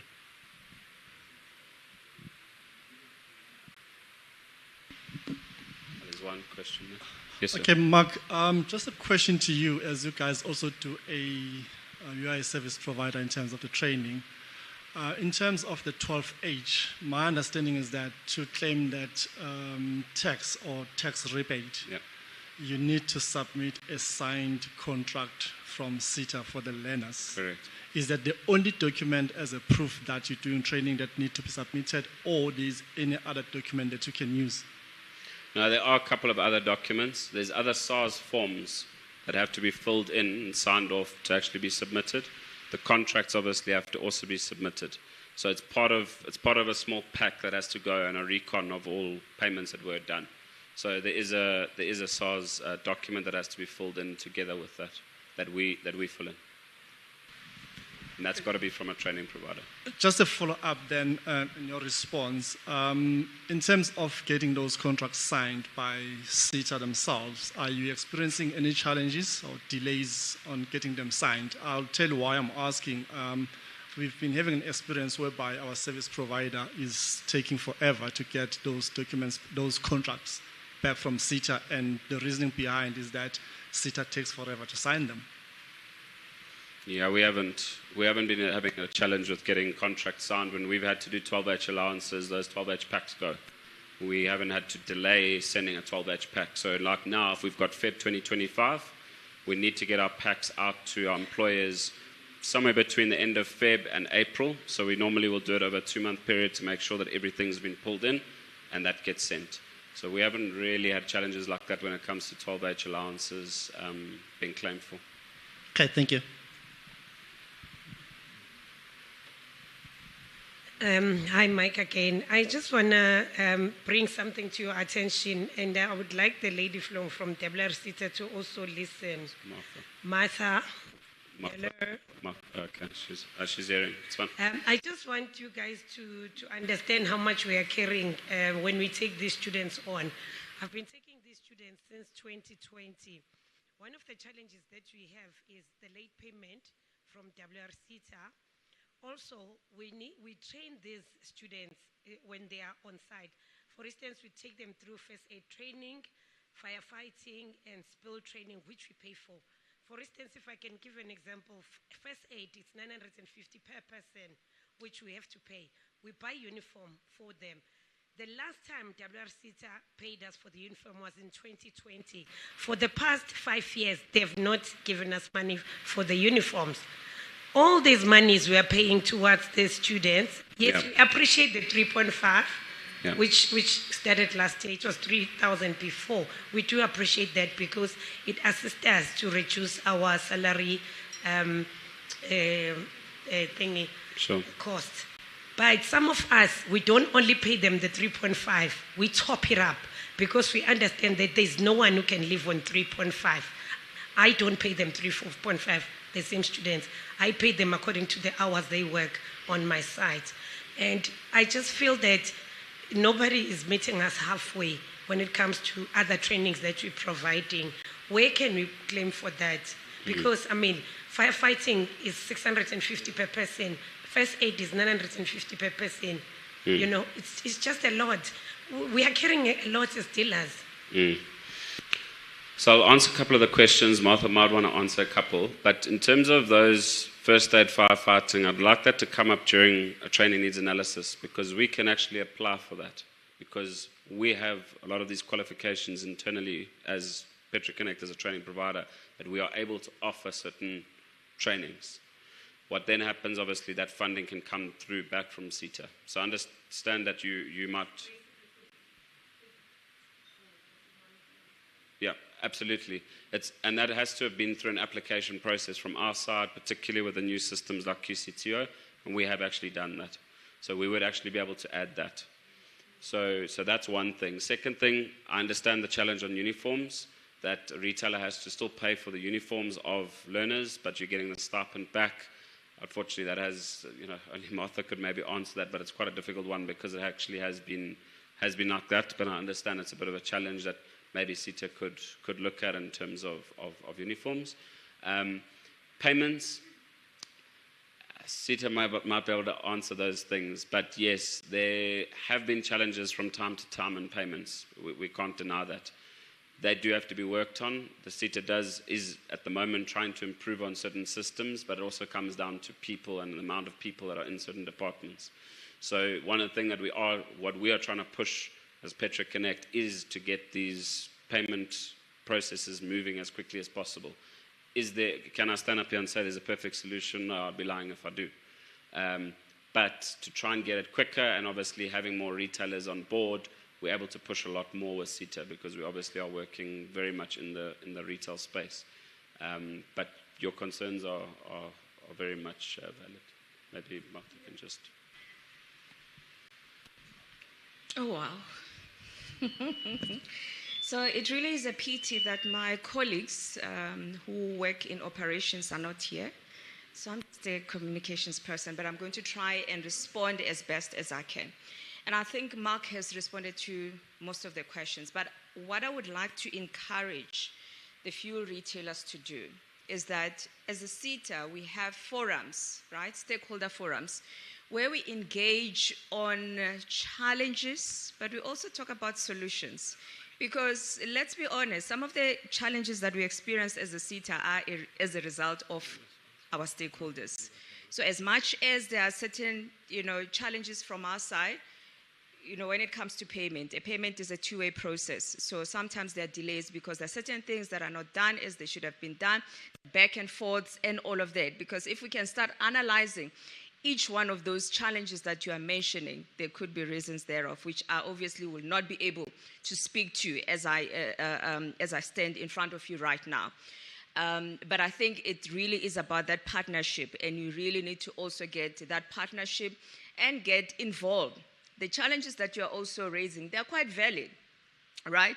So we have platforms, like I've indicated. There are stakeholder forums. I think they see it every second month in Gauteng, where they discuss all of those operational challenges that you are experiencing as stakeholders, and you come and present them to the SETA. We do have our chief operating officer sometimes, being part of this engagement. We have our senior people, as in our senior regional managers, our provincial managers. They are part of those engagements. So they will be able to then take in that feedback and make sure that they address shortcomings where there are shortcomings, but also just highlight and so that you are aware of where the bottlenecks could be. So I think having that relationship with the W&RSETA, it's also very, very important. And I will encourage you that you become part of those engagements. So we have the stakeholder forums that we have every second month or so. We also have what we called a sector skills plan consultation sessions. So because as a SETA, we rely on the information that we get from you that informs the training, how we fund interventions. So if the fuel retail sector does not come through as part of that process to come and say, guys, these are our needs, these are our bottlenecks, we will not know. We will go with the majority. So whoever is there then represents the sector. And our priority will be based on this feedback that we receive. So be part of this engagement. Inform what needs to be funded. Tell us what are the challenges. So it really does not help when, we come into these forums, then there are challenges that are raised that we cannot resolve in here. But let's make it a partnership. Let's walk this journey together. So when we call you to a stakeholder forum, please come. Raise those issues in those platforms because that's where they get to be addressed. So I think Mark has taken care of the other issues, but I think for me, I really just wanted to say, let's talk about the challenges so that we can find solutions. Thanks, Mark. Thanks, Martha. I think we've got a couple of questions online. I see there's one at the back. Maybe we can just get to that one. Maybe while we're online, you can ask any questions, Jonathan, while we get the mic to the back. It's thank you very much. It's not a question. I think it's a comment and an appreciation. I think when government introduces some solutions in the country, there's some few people that see business opportunities and do that part of the work so that they earn whatever they've done. And I think for me personally, I'm appreciating this session because some of the things that my dear lady there who's in communications from the SETA has kind of clarified these forums that she's speaking about, we would not have known about it. So for me, it's an appreciation of this kind of a gathering that informs people, that informs the businesses of what is available, what the government speaks about, how it can be implemented. We all know how difficult it can be, in inverted commas. It can be very difficult to deal with government. It can be very difficult to get your VAT refunds, by the way, these days, not because of anything else, but because of the requirement of the people that, 29 years, I can't remember what's the right word is for it. But for me, it's an appreciation. It's really to say thank you so much for making this available. And for me, therefore, as an ongoing relationship is to say, how do we really get involved in terms of knowing? Because, like you said, there's different stakeholders. Oil companies, to be honest with you, are very interesting, and they're not part of this. And we happen to be part of this. The issue about uniform safety and all of that, it's mine to go back and manage. The oil company is not going to be part of it. Instead, possibly I'll be questioned if I'm not giving the person the uniform. So I think at the end of the day, from yourselves, from the SETA, I think it's also very important for the SETA especially to actually begin to find a way of engaging with the oil companies that are out there, because I think they are, I wouldn't say they are not interested, but possibly they are very interested but very busy, and yet they are a very significant stakeholder. To that comment, I wanted to also add to what my dear colleague here has mentioned. There is quite a lot of things that we need to cover at sites. And the question that I would possibly have raised would have been one that says, I've got a staff complement that are permanently employed by me. They are on my payroll on a monthly basis. Now I've got learners that are not part of my payroll. And as a result, there's other registrations, RMA, someone gets injured on site, and I've got to all of those things. And I think for me, it's all of those technicalities that actually have got to be integrated to making sure that all of this runs smooth, nobody feels shortchanged in the process, and nobody feels uninformed in the process. Thank you very much. Thank you.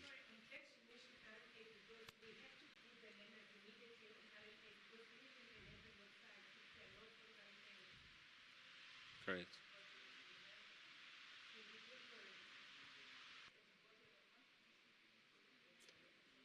Do you want to just go through the question? All right, thanks, Mark. Yeah, we do have a question that's come through from our Facebook live stream. But just before I get into that, I just quickly wanted to touch on the query which was raised earlier about how to join the development initiative through your insurance policy. Well, firstly, thank you very much for partnering with Garage Show for the past 12 years, because we really do appreciate that. And we've tried to make it quite easy to join the initiative. So either you can speak to your insurance broker and just ask them to add it onto the policy, or you can even speak to PetroConnect directly and just give your policy number, and it's as easy as that. Once you've done that, PetroConnect will then contact you and guide you through the process. So it really is as nice and simple, and we even have registration forms here if you do want to get involved with the program. All right, so we have an online question. It's from Theo Bongani Maseko, and it was originally directed at myself, but my answer to this question would be I would approach PetroConnect, so I'm going to throw it to Mark. So Bongani, or Theo rather, says, how does one embark in the fuel business and get funding? And secondly, do you offer courses, and if yes, how does one apply? Thank you. Cool, thanks for that.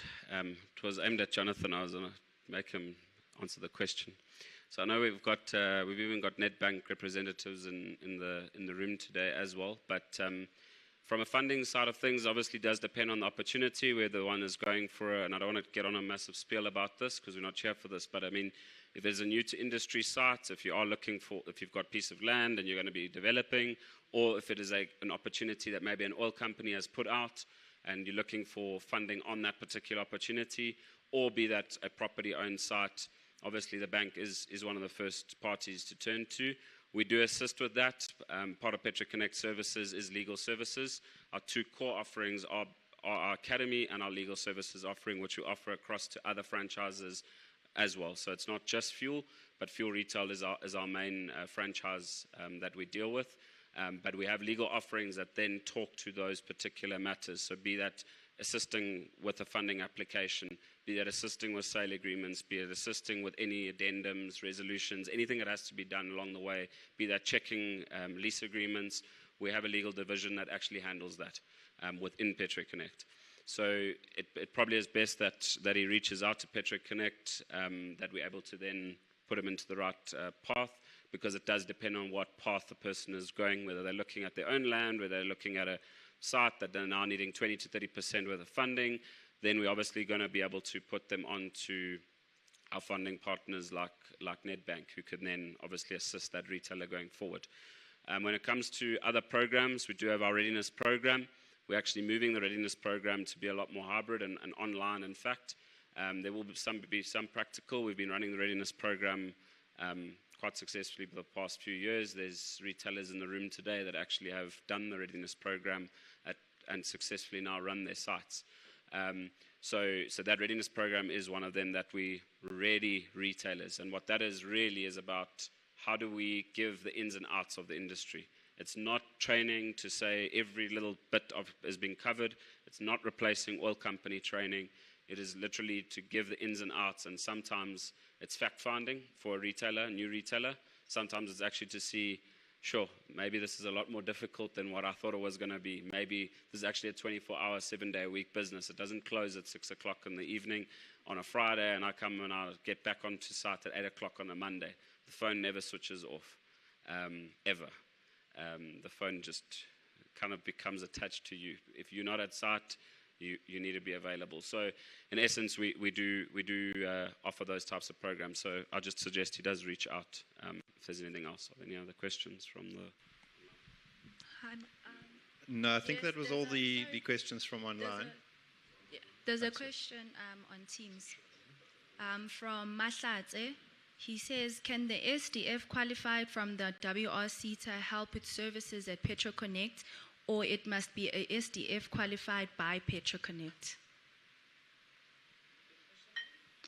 Can the SDF qualified from W&RSETA help with services at PetroConnect, or it must be an SDF qualified by PetroConnect? So the SDF, you have got primary and you've got secondary SDFs that can be appointed on someone's company, but normally what one would have sometimes as a primary SDF or a secondary SDF is someone who's actually helping with employment equity and those types of submissions. So normally you have got one SDF that will handle all your training needs. We are able to collaborate with other service providers where possible, depending on areas, depending on qualifications, but in essence, we have a lot of qualifications that we offer, and we're obviously able to bring other training providers where necessary, if required. So if the person wants to reach out to us, we are able to then just look at if there is a collaboration that can be done there, but at the end of the day, normally you have one SDF that handles training, your training needs, and obviously we put the WSP in. The W&RSETA will only look at one WSP. You can't have two workplace skills plans being submitted by two different service providers. Anything else from online? And then I think there's one more in the room.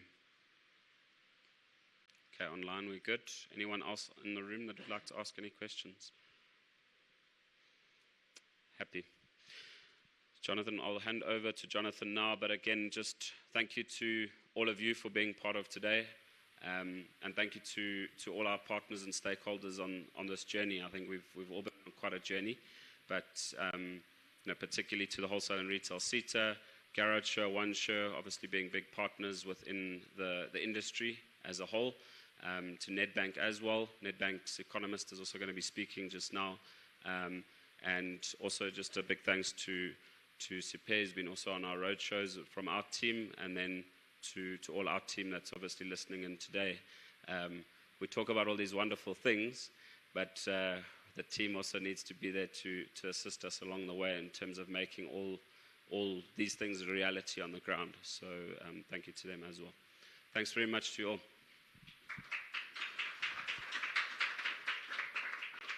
Thanks so much, Mark.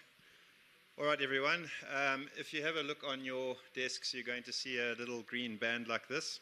If you could please put this on, this is just to ensure that nobody else is going to be enjoying your refreshments and your lunch, and most importantly, your coffee, because that's when things get quite serious. So if you wouldn't mind, please putting those on. We are going to have a short break now for you to fill up on coffee and snacks. So the time is now 11:40. Because we are running a little bit behind schedule, may I please ask that we are all back in at 11:50 so that we can continue with our presentations. Thank you very much.